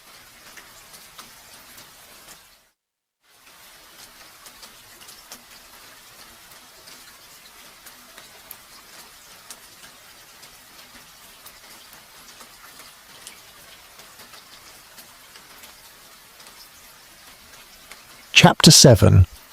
The Vanishing. October brought rain to London. Cold rain that fell steadily from grey skies and turned the streets to mud and the Thames to a brown flood carrying debris from upstream. The city's inhabitants moved through the wet gloom wrapped in cloaks, heads down against the weather, concerned with the immediate problems of keeping dry and warm and fed. The high politics of the realm seemed distant to most Londoners, less important than the price of bread or the condition of the roads or the approach of winter. But in the great houses and the council chambers, in the halls where power was discussed and alliances formed, the question of the princes had not been forgotten, even if it could not be spoken openly. Their absence had become a presence, a void that shaped conversations and calculations, a fact that everyone acknowledged without naming. Richard returned to London on the 25th of October, riding in from the north with Queen Anne and their household, his progress through the realm complete and judged successful by his own measure. He had been welcomed in the Midlands and celebrated in Yorkshire, had received oaths of loyalty from nobles and commons alike, had demonstrated that he controlled the kingdom outside London as securely as he controlled the capital. But the return to Westminster meant confronting the questions that his absence had not silenced. the rumours that continued to spread despite all prohibitions against seditious talk. Richard said nothing about the princes, offered no explanation for their disappearance, simply resumed the business of government as if the matter were settled and required no further discussion. His council understood and followed his lead, conducting their meetings without mentioning the boys who should have been king and heir, pretending that young Edward and his brother had never existed or had somehow ceased to be relevant to the realm's affairs. The silence was official and absolute, but it convinced no one. The absence of information created a vacuum that speculation rushed to fill, and the speculation was universally dark. No one believed the princes had been secretly moved to comfortable captivity elsewhere. No one imagined they had been sent abroad for their safety. The only question that anyone seriously debated was not whether the boys were dead, but how they had died and who had done the actual killing. Richard's name was attached to the deed in every whispered conversation, every tavern discussion, every private letter that dared mention the subject. He had the motive, the opportunity, and the ruthlessness required for such an act. He had demonstrated his willingness to kill when he executed Hastings without trial. He had shown his disregard for legitimacy when he bastardized his nephews and stole their throne. That he would complete his usurpation by eliminating the boys entirely seemed not just possible, but inevitable to anyone who understood how power operated in 15th century England. Elizabeth Woodville finally emerged from sanctuary in March of 1484, after negotiations with Richard that guaranteed her safety and a pension. After months of isolation had worn down her resistance and convinced her that remaining in the abbey would accomplish nothing. She left sanctuary quietly, without her daughters who would remain there a while longer, and she went to live in retirement in the countryside, far from court and politics. Before she left Westminster, she wrote a letter to her eldest daughter Elizabeth, the girl who had been Princess of England and was now legally a bastard. The letter does not survive in full, but fragments suggest that the Queen told her daughter to accept whatever future Richard offered, to make peace with the usurper because resistance was futile and dangerous. There was no mention of the boys in the surviving portions of the letter, no suggestion that Elizabeth Woodville held any hope her sons might still live. She had accepted their deaths, whether she knew the details or simply understood what their silence meant, and she was trying to ensure that her daughters at least would survive. The Duke of Buckingham had been brooding through the autumn on his diminished position in Richard's court, on the ingratitude of a king who owed his throne in part to Buckingham's support, but who now seemed to value his northern allies above the great Duke who had helped orchestrate the usurpation. Buckingham's resentment found an outlet in conspiracy. He began to gather around him men who were disaffected with Richard's rule, nobles who regretted their support for the usurpation, knights who feared they were on the wrong side of history. Among these conspirators was Buckingham's prisoner John Morton, Bishop of Ely, a clever and subtle man who had been arrested during the coup, but who had won Buckingham's confidence through months of careful conversation. Morton spoke to Buckingham of Henry Tudor, the exiled Lancastrian claimant living in Brittany, a man with a weak claim by blood but a stronger claim by circumstance now that Edward IV's sons were gone. Morton suggested a plan. Buckingham would rise in rebellion against Richard, proclaiming that the princes were dead and that Richard had murdered them. The rebellion would be justified as a response to tyranny and child murder, crimes that freed subjects from their duty of obedience. Once Richard was overthrown, Henry Tudor would return from exile and take the throne, uniting the Yorkist and Lancastrian claims by marrying Elizabeth of York, the eldest daughter of Edward IV. The marriage would heal the realm's divisions, would bring peace after decades of civil war, would establish a new dynasty untainted by Richard's crimes. Buckingham listened to this plan and found it appealing, found in it a solution to his wounded pride and a path to greater power than Richard had granted him. He began to prepare for rebellion, sending messages to other disaffected nobles, gathering arms and men in his Welsh estates, coordinating with conspirators in the south who would rise simultaneously when the moment came. The rebellion was scheduled for the 18th of October, but word of the conspiracy reached Richard before Buckingham could act. Spies in Buckingham's household reported the Duke's preparations to the King's Council, and Richard moved swiftly to counter the threat. He declared Buckingham a traitor, offered a reward for his capture, and sent loyal troops into Wales to suppress the rising before it could gain momentum. The weather conspired against Buckingham as thoroughly as Richard's spies had done. The autumn rains that year were exceptionally heavy, flooding rivers and making roads impassable, preventing Buckingham's forces from assembling and cutting him off from his allies in the south. The rebellion collapsed before it had properly begun, the various conspirators unable to coordinate their actions, their forces scattered or dissolved by Richard's countermeasures. Buckingham fled into the Welsh countryside, hoping to reach the coast and escape to Brittany, where he might join Henry Tudor in exile. But he was betrayed by a servant, Ralph Bannister, who turned him over to Richard's men for the promised reward. Buckingham was taken to Salisbury and brought before Richard on the 1st of November, All Saints' Day. The Duke asked for an audience with the king, hoping to explain himself or to beg for mercy. Richard refused to see him. Whatever Buckingham might have said, whatever truths or accusations he might have spoken, Richard did not want to hear them.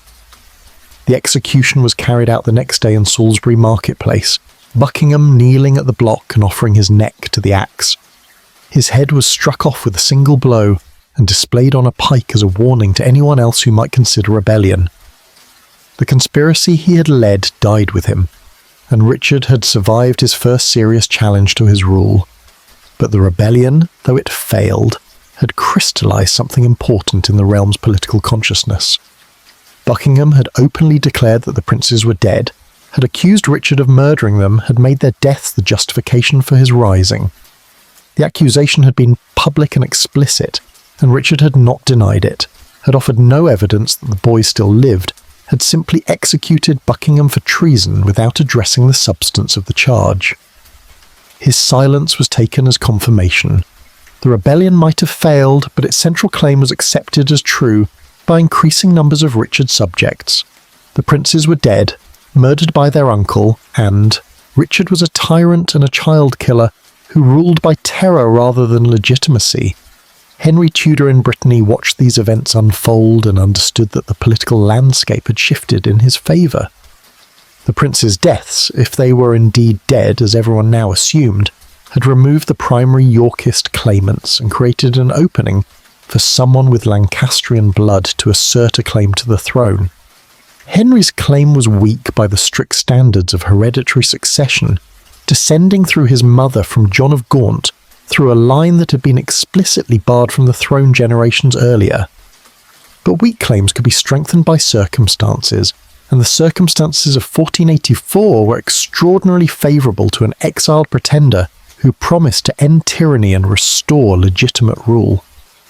Henry began to plan an invasion, to gather ships and men, to promise his supporters that he would return to England and overthrow the usurper who had murdered innocent children to steal their crown.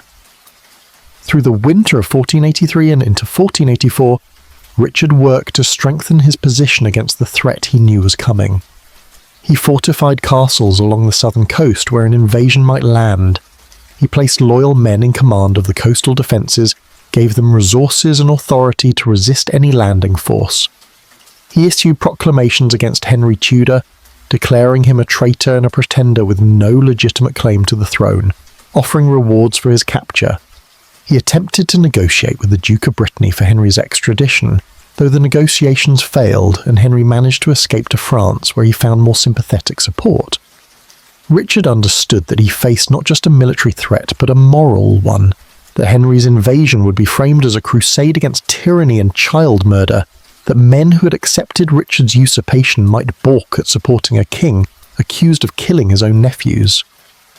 The prince's disappearance haunted Richard's reign from that autumn forward, shaped every political calculation, undermined every attempt to establish legitimacy. He could not produce the boys alive because they were not alive, or if they somehow still breathed somewhere in captivity, producing them would raise questions about why they had been hidden and would invite plots to free them and restore them to the throne. He could not admit they were dead because admission would be confession of murder. and would provide moral justification for rebellion. So he maintained his silence and hoped that time would dull the questions, that people would forget or learn to accept that the princes were gone, and that their fate no longer mattered to the realm's governance. But time worked against him rather than for him. The questions did not fade, the accusations did not soften. The moral stain of the prince's disappearance spread across his kingship like an indelible mark, defining his reign and ensuring that he would never be accepted as a legitimate monarch by significant portions of his realm. By the spring of 1484, Richard's position was superficially secure, but fundamentally unstable. He controlled the machinery of government, commanded the military resources of the crown, had neutralized or eliminated his most dangerous opponents. But he ruled a kingdom that increasingly believed him guilty of monstrous crimes, that waited for an opportunity to overthrow him, that would welcome an invasion by almost anyone who promised to end his rule. The princes had been removed from the political equation, but their absence had created a void that Henry Tudor was positioning himself to fill. Richard had won the immediate tactical victory by eliminating his nephews, but he was losing the strategic war for legitimacy and acceptance, and his failure to address the questions about the prince's fate directly contributed to the erosion of support that would eventually bring him down. The Tower kept its secrets, but the kingdom knew enough to judge, and the judgment was condemnation. Richard III was a usurper and a murderer, and 2 years later he would pay for those crimes with his own life on Bosworth Field, his crown rolling away into the mud, and his body stripped and abused and carried away naked on a horse, an ending as brutal and inglorious as the crimes that had marked his brief and bloody reign. Chapter 8. The Rebellion. The conspiracy that would become known as Buckingham's Rebellion had been growing through the summer months of 1483, spreading through networks of displaced loyalty and wounded pride, connecting men who had served Edward IV with those who feared what Richard's kingship would mean for England's future. The plotters were scattered across the realm, from the southern counties to the Welsh marches, each group operating with imperfect knowledge of the others, bound together by shared purpose but hampered by distance and the need for secrecy. They communicated through trusted messengers, through coded letters that might be intercepted, through whispered conversations in manor houses and castles where walls had ears and servants might be spies. The conspiracy was ambitious in its scope and hopelessly optimistic in its planning, the kind of desperate enterprise that men undertake when they believe any action is preferable to passive acceptance of intolerable circumstances. The conspirators included men of substance and position, knights and esquires who held lands from the crown, officials who had served in Edward IV's government and who now found themselves excluded or mistrusted under Richard's regime. Many were connected to the Woodville affinity, that network of family and allies that had surrounded the late Queen and that had been shattered by Richard's usurpation. Sir John Cheney had been Master of Horse to Edward IV during the boy's brief reign. Sir Giles Daubeny had served as a Knight of the Body to Edward IV. Sir Thomas St Ledger had married Richard's own sister Anne, the Duchess of Exeter, and yet found himself opposed to his brother-in-law's rule. These were not desperate outcasts, but established members of the gentry and nobility, men with everything to lose and with enough at stake to risk rebellion rather than submit to a king they regarded as illegitimate and murderous. The conspiracy had two objectives that existed in uneasy tension with each other. Some of the rebels hoped to rescue the princes from the Tower, to free young Edward and restore him to the throne, to overthrow Richard's usurpation by producing the legitimate king alive and under their protection. Others believed the princes were already dead and planned instead to invite Henry Tudor to invade from Brittany, to claim the throne himself and unite the Yorkist and Lancastrian lines through marriage to Elizabeth of York. This division in purpose reflected uncertainty about the princes' fate, the absence of reliable information about whether they still lived in August and September when the conspiracy was taking shape. The rebels could not coordinate their strategy because they did not know whether they were attempting a rescue or planning a succession, and this fundamental confusion would contribute to the rebellion's ultimate failure. John Morton, Bishop of Ely, had been one of the most capable administrators of Edward IV's reign, a churchman whose political acumen matched his theological learning, a man who had survived the wars by knowing when to bend and when to stand firm. Richard had arrested him during the coup in June, along with other members of Edward V's council who were judged unreliable. Morton had been placed in the custody of the Duke of Buckingham, confined to Buckingham's castle at Brecon in Wales under what amounted to house arrest. But confinement had not rendered Morton powerless. Through the summer he worked on Buckingham's mind with subtle persistence, speaking of Richard's crimes, questioning the usurpation's legitimacy, suggesting that Buckingham himself had been used and would be discarded once Richard no longer needed him. Morton was a master of persuasion, and Buckingham was vulnerable to persuasion, his pride wounded by Richard's failure to elevate him as high as he believed he deserved. Buckingham's motivations for joining and eventually leading the rebellion were complex and perhaps not fully clear even to himself. He had supported Richard's usurpation enthusiastically, had been rewarded with enormous grants of land and authority in Wales and the West Country, had risen to become the second most powerful man in England. But power shared is not power absolute, and Buckingham wanted more than Richard was willing to give. He resented his forced marriage to Catherine Woodville, the Queen's sister, a connection that had brought him no love and much humiliation. He had his own royal blood, descending from Edward III through the Duke of Gloucester, and perhaps he had begun to wonder whether he might claim the throne, himself, if Richard could be removed. Or perhaps he genuinely believed the princes had been murdered, and that such a crime required justice. Or perhaps he was simply a man of unstable character who followed impulse rather than reason, and who convinced himself that rebellion would satisfy his grievances better than continued loyalty. By late September, the conspiracy had coalesced into a plan for coordinated risings across southern England on the 18th of October. Buckingham would rise in Wales with his tenants and retainers, would march east to join forces with rebels in the southern counties, and together they would advance on London to overthrow Richard. Simultaneously, Henry Tudor would sail from Brittany with whatever forces he could muster, would land on the southern coast, and would add his forces to the rebellion. Messages were sent to potential supporters throughout the realm, calling them to arms in the name of justice and legitimate succession. The Marquis of Dorset, Elizabeth Woodville's son by her first marriage who had escaped Richard's initial purge, emerged from hiding to join the conspiracy. Sir Richard Guilford in Kent prepared to raise his tenants. Sir William Stoner in Oxfordshire gathered arms. Sir William Berkeley in Gloucestershire readied his men. The rebellion was to be a general rising of the disaffected, a rejection of Richard's kingship by a significant portion of the realm's political class.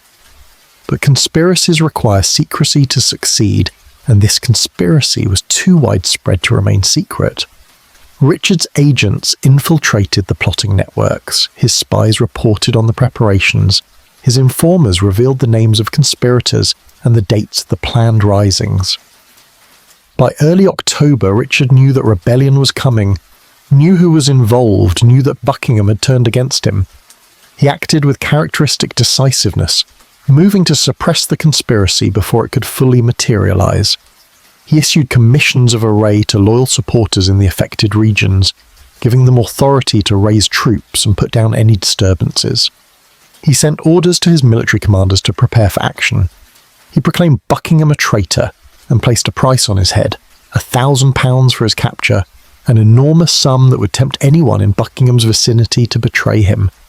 The weather that October was abominable. Rain falling in torrents day after day, the kind of rain that turns roads to rivers and makes movement nearly impossible.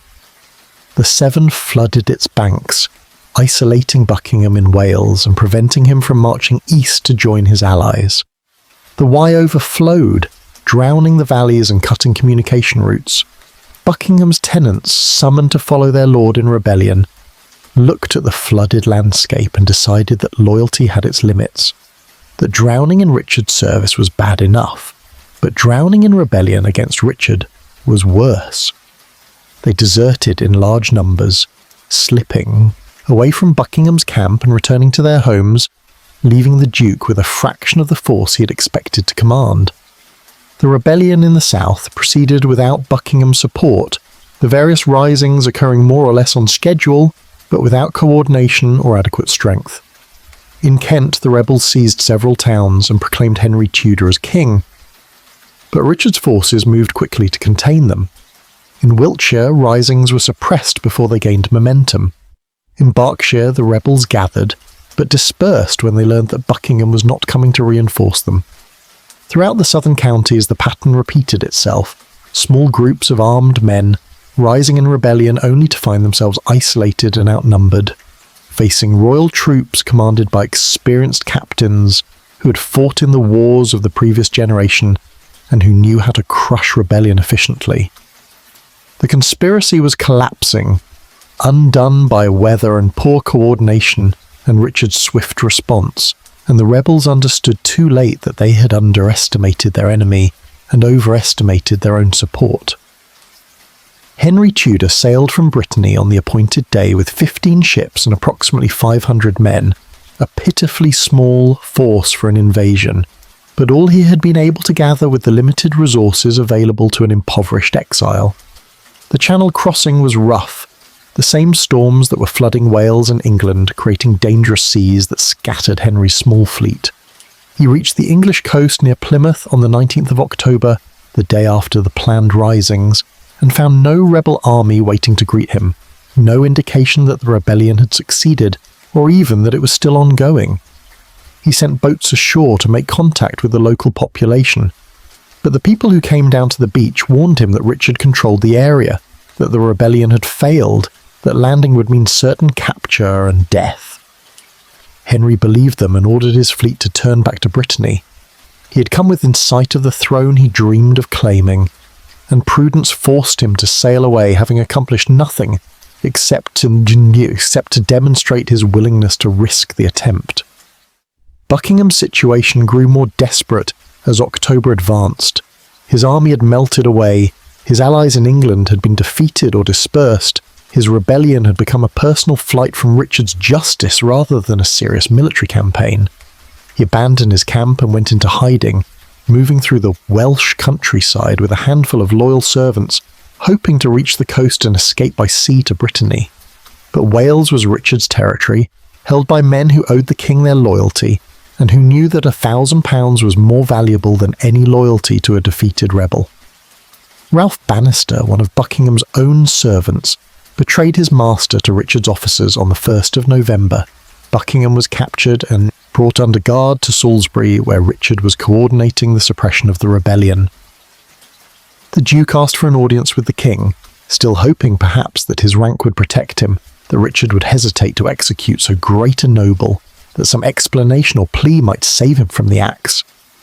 Richard refused to see him. There was nothing Buckingham could say that Richard needed to hear, no justification for the betrayal that Sir Richard was willing to accept, no mercy that Richard was inclined to grant to a man who had helped him to the throne and then turned against him. Buckingham had been the closest thing Richard had to a friend during the usurpation, and his betrayal must have wounded Richard deeply, though Richard gave no sign of such feeling. He simply ordered the execution carried out, and on the 2nd of November in Salisbury marketplace, the Duke of Buckingham knelt at the block and paid with his head for the failure of his rebellion. The other leaders of the conspiracy were hunted down through November and into December. The Marquis of Dorset managed to escape and made his way eventually to Brittany, where he joined Henry Tudor in exile. Many other conspirators were less fortunate. They were captured and attainted, their land seized by the crown, their families impoverished, their names blackened as traitors. Some were executed, others imprisoned, a few purchased pardons by betraying their fellow conspirators. Richard's Parliament, meeting in January 1484, passed Acts of Attainder against more than 100 individuals involved in the rebellion, confiscating their estates and distributing them to Richard's loyal supporters. The suppression of the rebellion demonstrated Richard's military competence and his ruthlessness in dealing with opposition, but it also demonstrated the extent of the dissatisfaction with his rule, the number of substantial men willing to risk everything to overthrow him. The rebellion's failure left Henry Tudor as the primary focus of opposition to Richard's kingship. Henry was safe in Brittany, beyond Richard's reach, and he could continue to plan and prepare for another attempt at invasion. More importantly, The rebellion had made him the acknowledged leader of the anti-Richard cause, the man around whom future conspiracies would coalesce. At Christmas 1483, in the cathedral at Rennes, in Brittany, Henry Tudor swore an oath before a gathering of English exiles that when he became King of England he would marry Elizabeth of York, the eldest daughter of Edward IV, uniting the houses of Lancaster and York and ending the dynastic conflict that had torn England apart for 3 decades. The exiles swore their own oaths of loyalty to Henry, acknowledging him as their rightful king, and the ceremony marked the beginning of what would become the Tudor cause, the movement that would eventually bring Richard down and establish a new dynasty on England's throne. Richard had survived the rebellion, had proven his ability to defend his crown against significant opposition, had demonstrated that he could not be easily overthrown. But the rebellion had also shown that he ruled a divided kingdom, that substantial portions of the realm's political class regarded him as illegitimate, that the question of the prince's fate was not forgotten, but had become the central moral issue defining his reign. Buckingham before his execution had proclaimed that the princes were dead, that Richard had murdered them, and though Richard had silenced Buckingham permanently, he could not silence the accusation. It echoed through England and across the Channel, a charge that would follow Richard until his death and beyond, a stain on his reputation that 5 centuries would not completely wash away. The rebellion had failed, but in failing it had crystallised opposition to Richard and had given that opposition a leader and a cause and a determination to try again, and Richard knew that the next attempt might succeed where Buckingham's had failed, that he ruled precariously, and that the prince's ghosts, whether they had truly died or still suffered in captivity, would haunt him until his enemies or his conscience finally brought him down.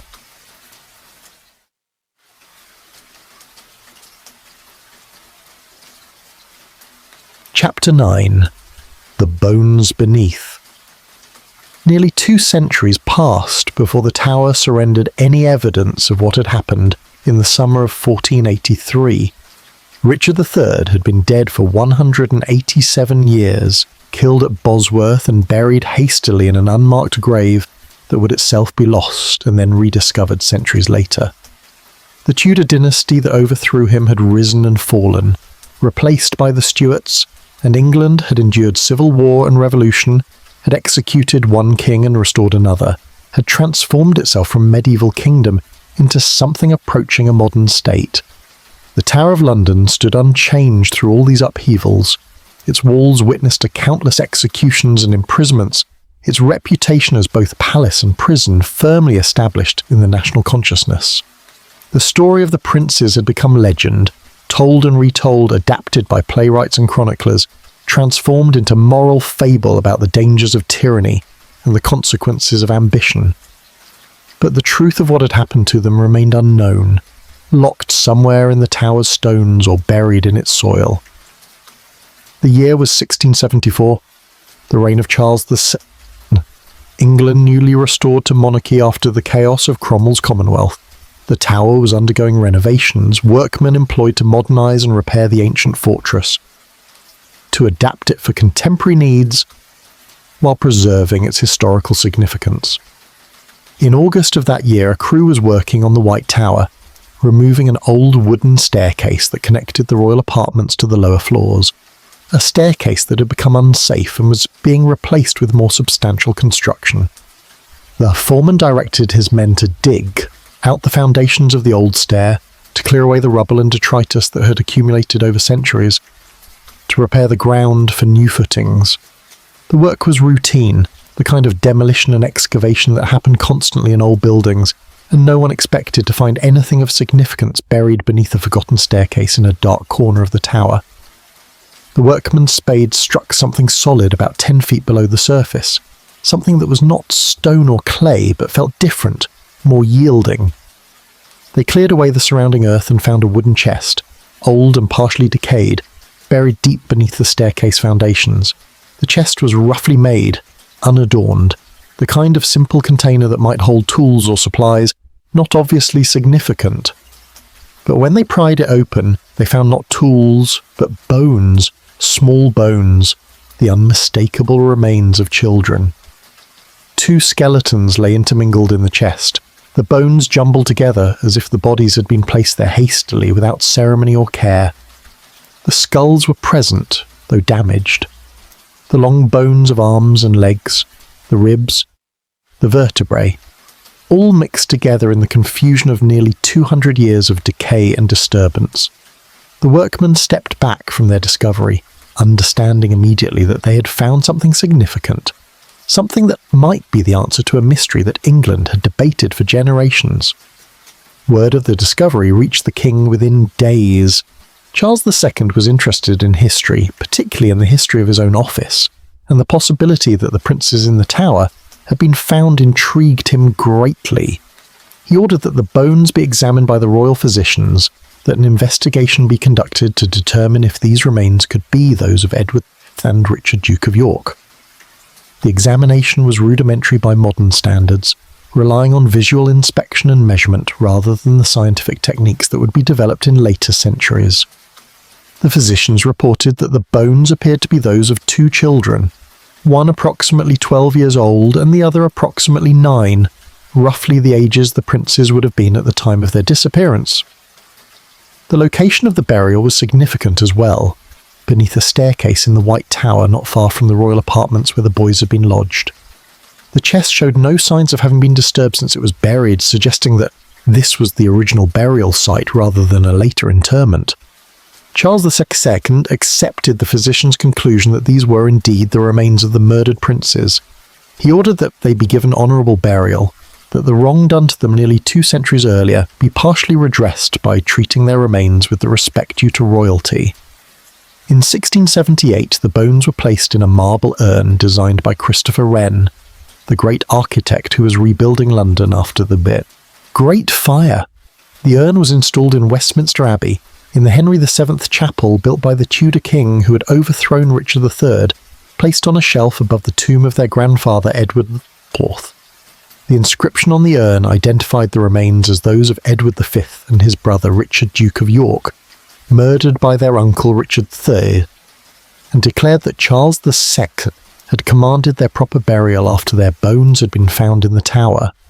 The ceremony was dignified and solemn, attended by members of the court, a formal acknowledgement that the princes had died and that their deaths had been murder rather than natural causes. But certainty about the identity of the bones was not universal, even at the time of their reburial. Some skeptics questioned whether these remains were truly those of the princes, or merely the bones of other children buried in the Tower at some unknown date for unknown reasons. The Tower had been occupied continuously for 600 years, had housed countless residents and prisoners, had seen deaths from violence and disease and accident.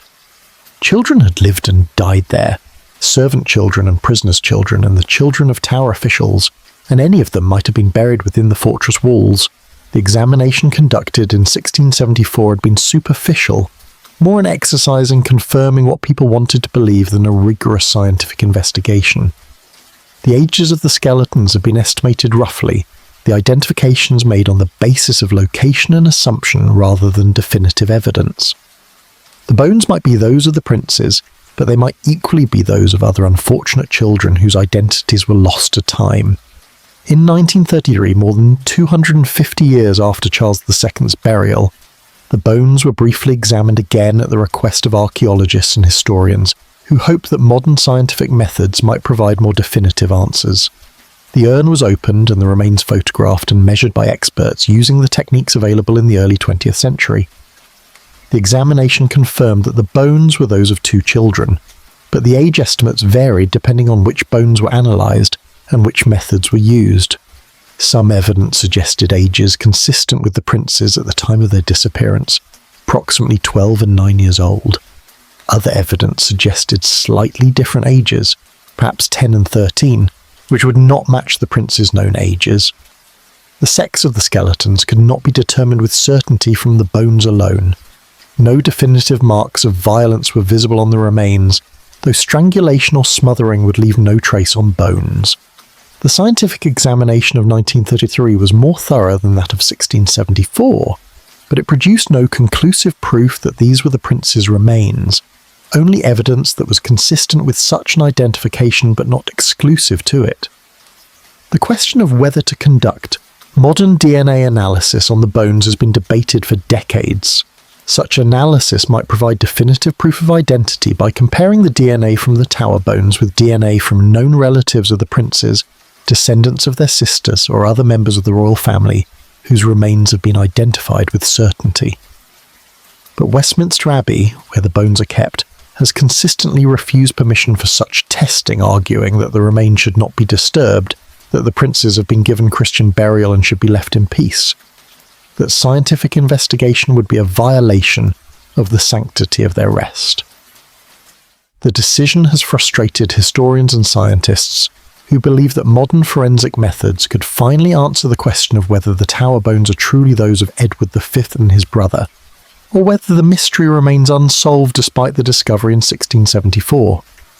The physical evidence is thus ambiguous, neither confirming nor refuting the traditional story that Richard III murdered his nephews in the Tower during the summer of 1483. The bones found beneath the staircase might be those of the princes, buried hastily by whoever killed them, hidden in a location that would not be disturbed during normal use of the Tower. The timing of the burial would be consistent with the summer of 1483, when the princes disappeared from view and were never reliably reported as seen again. The location beneath a staircase near the royal apartments would make sense as a convenient hiding place for bodies that needed to be concealed quickly, but the bones might also be those of other children, buried at some other time for some other reason, their presence beneath the staircase coincidental rather than revealing. Without DNA evidence or other definitive proof, the identification remains a matter of probability rather than certainty, highly likely but not absolutely confirmed. The Tower itself offers no other clues. If the princes were murdered there in 1483, the evidence was cleaned away long ago, the chambers scrubbed and repurposed, the witnesses silenced or dead, the documentary records destroyed or never created. The constable who oversaw the Tower during that period, Robert Brackenbury, died fighting for Richard at Bosworth and took whatever secrets he possessed to his grave. Sir James Tyrrell, who later chronicles claimed had supervised the murders, was executed by Henry VII years afterward for unrelated treason, and his supposed confession to killing the princes was reported second-hand by Tudor propagandists who had every reason to blacken Richard's name. No contemporary document describes the murders in detail, no eyewitness account survives, no confession was recorded while those allegedly involved still lived. The story that emerged in the Tudor period of smothering in the night and burial beneath a staircase might be true or might be elaboration on rumours, might be based on actual knowledge or might be invention, designed to justify Richard's overthrow. The debate over the prince's fate has continued for 5 centuries, historians and amateur investigators examining every scrap of evidence, constructing elaborate theories about what might have happened, arguing over Richard's guilt or innocence, with a passion that suggests the question touches something deeper than mere historical curiosity. Some defenders of Richard III have suggested that the princes survived his reign, that they were secretly moved from the Tower and lived out their lives in obscurity, that Henry Tudor rather than Richard was responsible for their deaths if they died at all. These theories require dismissing or reinterpreting most of the contemporary evidence, require believing that the rumours of the prince's deaths in 1483 were somehow mistaken, require accepting that a secret of such magnitude could be kept perfectly for decades or centuries. They are possible in the sense that anything not definitively disproven is possible, but they are not probable, not supported by the weight of historical evidence. The most likely explanation remains the traditional one. Richard III had motive to eliminate his nephews, had demonstrated his willingness to kill to secure power, had the means and opportunity to have them murdered in the Tower during the summer of 1483 when they disappeared from view and were never credibly seen again. The contemporary rumours that they were dead, the accusations made during Buckingham's rebellion, the silence of Richard's government about their fate, the discovery of children's bones buried beneath a staircase in the White Tower, all point toward murder committed on Richard's orders and covered up through intimidation and silence. The bones found in 1674 are very likely those of the princes, buried where they were killed or shortly after, hidden in a location that would not be disturbed during normal use of the building, waiting nearly 2 centuries before chance excavation brought them to light. But very likely is not certain, and the margin of doubt that remains has been sufficient to keep the debate alive, to allow for alternative theories, to prevent the question from being finally and definitively answered. The prince's story has become one of history's great mysteries, not because the outcome is uncertain, but because the details remain obscure, because the exact circumstances of their deaths were successfully concealed by those responsible, because the tower kept its secrets well and released them only partially and ambiguously. The bones in Westminster Abbey rest in their marble urn, identified as Edward V and Richard, Duke of York, honoured as royal martyrs murdered by a tyrannical uncle. Whether that identification is correct may never be known with absolute certainty, unless modern science is allowed to examine them with contemporary techniques. Until then, they remain what they have been since 1674, probable but not proven relics of a crime that shocked medieval England and has continued to fascinate and horrify the centuries that followed. Bones that might answer the question definitively if they could speak, but that lie silent in the abbey's shadows, guarding the last secrets of the summer, when 2 princes vanished and England learned to accept that kings could murder children and go unpunished, at least until history and human conscience caught up with them on a battlefield 2 years later, and brought their own kind of justice, brutal and final and too late for the boys whose deaths they avenged.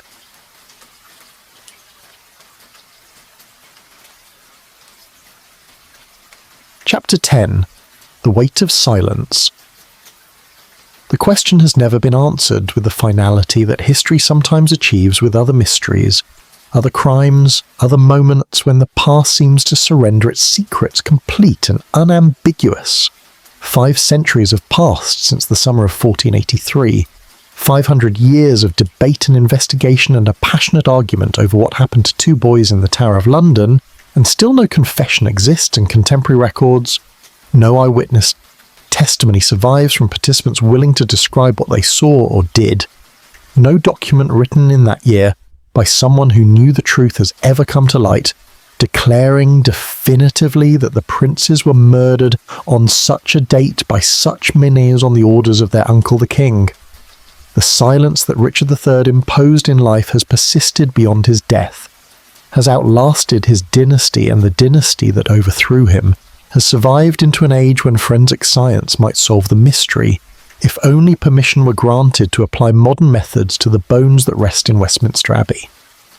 Richard himself never spoke publicly about his nephew's fate after they disappeared from view in August 1583. He issued no proclamation announcing their deaths, no explanation of what had become of them, no justification for their removal from the tower, if indeed they were removed rather than buried there. His government's official documents simply ceased to mention them, as if they had been erased from existence by administrative fiat, as if 2 boys who had been king and heir could be made to vanish through the simple expedient of no longer acknowledging they had ever lived. When Buckingham's rebellion raised the accusation of murder explicitly, when the Duke proclaimed that Richard had killed the princes and that this crime justified rebellion against a tyrannical usurper, Richard responded by executing Buckingham, but offered no denial of the central charge, produced no evidence that the boys still lived, simply maintained his silence and suppressed the rebellion through military force rather than moral argument. This silence has been interpreted in various ways by historians across the centuries. Some have taken it as evidence of guilt, arguing that an innocent man falsely accused of murdering his nephews would have produced the boys alive to refute the accusation, would have made their survival public knowledge to undermine his enemies' propaganda, would have used their continued existence as proof that the charges against him were lies invented by rebels seeking justification for treason. Richard's failure to do any of these things in this interpretation demonstrates that he could not produce the princes because they were dead, killed on his orders, and that his silence was the silence of someone who could not defend himself without admitting to a crime that would destroy whatever legitimacy his kingship possessed. The silence speaks guilt in this view, as clearly as any confession might have done, Others have suggested that the silence might reflect different considerations, that Richard's calculation might have been more complex than simple guilt or innocence would imply. Even if the princes lived, producing them publicly would have been dangerous for Richard, would have reminded the realm that these boys had a stronger claim to the throne than their uncle did, would have provided a focus for future plots and rebellions, would have made it difficult for Richard to rule effectively when everyone knew that the legitimate king lived in captivity. Silence about their fate, whether they lived or died, served Richard's interests by keeping the realm uncertain, by preventing the princes from becoming rallying points for opposition, by allowing Richard to govern without the constant threat that someone might rescue the boys and restore them to power. This interpretation suggests that Richard's silence proves nothing about the prince's fate, only that Richard understood the political utility of keeping that fate ambiguous and unknowable. The Tudor chronicles written after Richard's death and the establishment of Henry VII's dynasty painted Richard as a monster, a deformed tyrant driven by ambition to murder innocent children in pursuit of a crown he had no right to claim.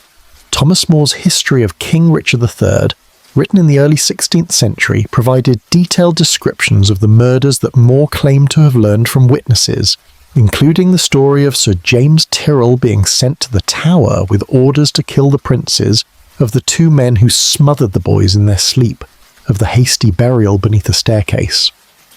More's account became the basis for Shakespeare's play Richard III, which depicted the king as a hunchbacked villain who gloried in his crimes and whose evil was punished by his defeat at Bosworth. These Tudor accounts must be treated with skepticism given their author's bias and their distance from the events they described, but they reflect what people in the early Tudor period believed about Richard, the consensus that emerged within a generation of his death, that he had indeed murdered his nephews, and that this crime had been central to his character and his reign. Modern historians have attempted to evaluate the evidence more objectively, to separate propaganda from probability, to assess Richard's guilt or innocence without the prejudice that colours the Tudor chronicles. The evidence that remains consists primarily of what did not happen rather than what did. The princes did not appear publicly after August 1483. They were not produced alive when accusations of their murder began to spread. They did not survive to challenge Henry VII's claim to the throne after Bosworth, did not emerge from hiding or captivity to assert their rights as Edward IV's sons. Their mother Elizabeth Woodville, who had every reason to publicise their survival if they lived, made no claim that they were alive, and eventually made peace with Richard, and later with Henry Tudor, arrangements that make most sense if she knew or believed her sons were dead. Foreign ambassadors reported to their courts that the princes were believed to be dead, that Richard was widely suspected of having murdered them, that this belief was general throughout England by late 1483. The circumstantial case against Richard is strong, though not conclusive. He had motive, having usurped his nephew's throne and made himself vulnerable to any rebellion that might attempt to restore them. He had opportunity, controlling the Tower where they were held and commanding the men who guarded them. He had demonstrated his capacity for ruthless violence, having executed Hastings without trial and having killed or imprisoned everyone else who stood in his way during the usurpation. The princes disappeared during his reign under circumstances that he controlled and were never seen again. The accusations of murder began immediately after their disappearance and persisted throughout Richard's life and beyond. The bones found in the Tower in 1674 are consistent with the princes' ages and burial location. All of this points toward guilt, suggests that Richard ordered his nephews killed in the summer of 1483 and successfully concealed the crime through intimidation and silence, that he ruled for 2 years with this stain on his conscience until Henry Tudor's invasion brought him to battle and death. But circumstantial evidence, however strong, is not proof in the absolute sense that a confession or eyewitness testimony might provide. Defenders of Richard have pointed to the lack of contemporary documentary evidence, the absence of any smoking gun that would prove guilt beyond doubt. They have noted that Henry VII, who had every reason to investigate and publicise Richard's crimes after taking the throne, never brought formal charges, never conducted a trial, even a posthumous one, never produced evidence that would definitively prove Richard's guilt. They have suggested that if clear proof had existed, Henry would have used it, and that the absence of such proof might indicate that Richard was innocent, or at least that the case against him was not as strong as the Tudor chroniclers later claimed. This argument requires believing that Henry chose not to use damning evidence for reasons that are not clear, or that such evidence never existed, or that it was destroyed or lost before Henry could make use of it.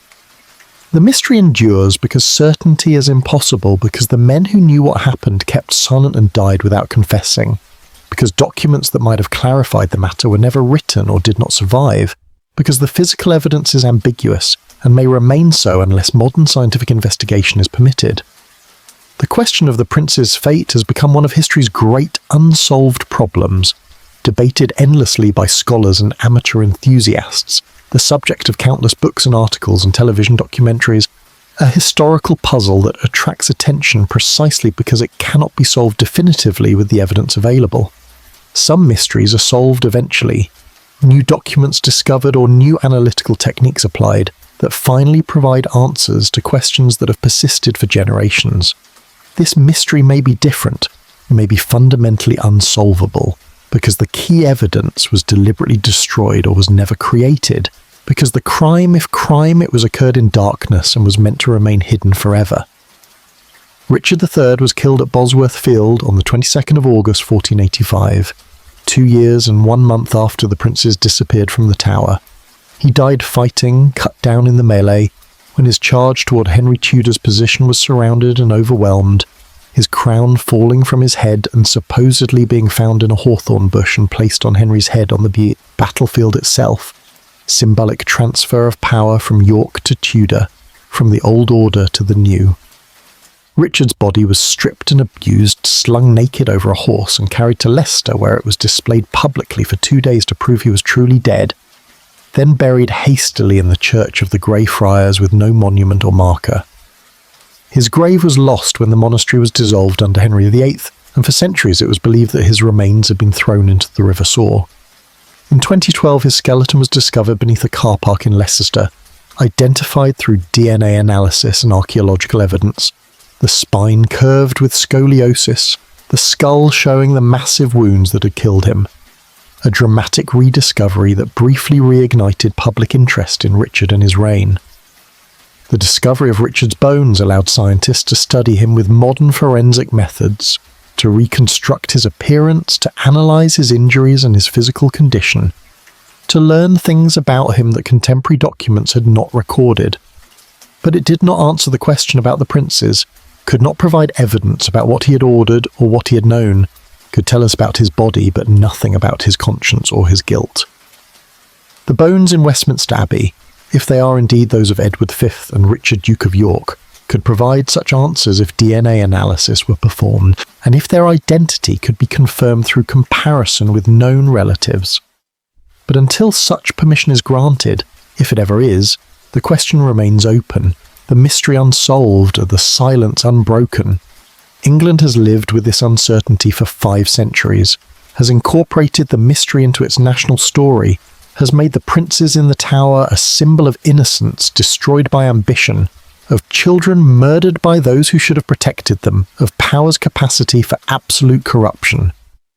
The story is told to each new generation, adapted for contemporary sensibilities but retaining its essential elements of helpless victims and ruthless villain, and a crime that shocked the moral conscience of the age. Whether the story is precisely accurate in its details matters less, perhaps, than what it represents, the warning it carries about the dangers of unchecked authority and the necessity of protecting the vulnerable from those who would harm them for political gain. The princes, whether they died in August 1483 or survived longer, whether they were murdered by Richard or by someone else or died of natural causes in captivity, have become immortal through their disappearance.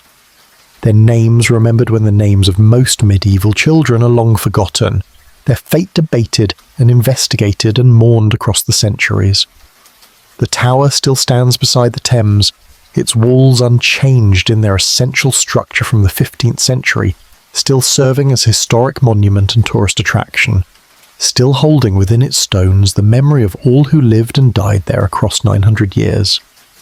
The White Tower rises pale and massive at the fortress's heart, its royal apartments long since converted to other uses, its chambers empty of the ghosts that might be imagined to walk there if one believed in such things. The staircase where the bones were found in 1674 was rebuilt long ago, new stones replacing old, no marker indicating where the wooden chest was buried or what it contained. The Garden Tower, later renamed the Bloody Tower because of its association with the prince's imprisonment, offers no confession, maintains the silence that has characterized this mystery from its beginning. History requires evidence to reach conclusions, needs documentation and testimony, and physical proof to establish facts with confidence. Sometimes such evidence exists and mysteries can be solved. Sometimes the evidence was destroyed or was never created, and mysteries endure indefinitely. Questions without answers, crimes without confessions, victims whose fate remains forever uncertain, despite centuries of investigation and debate. The princes in the tower belong to this category of historical enigma, their disappearance well documented, their probable fate widely accepted, but the absolute proof that would close the case forever remaining just beyond reach, locked in bones that may or may not be theirs, silent in graves that guard their secret. Still, 500 years after two boys walked into darkness and never emerged again, leaving behind only questions and sorrow and the weight of silence that no amount of scholarship or scientific advancement has yet been able to lift completely. The end. This brings our journey through this dark chapter of history to its close. The candle has burned low, the chamber falls silent, and history once again turns the page in the dark. Thank you for listening to the Bedside Historian. May you rest well wherever you are.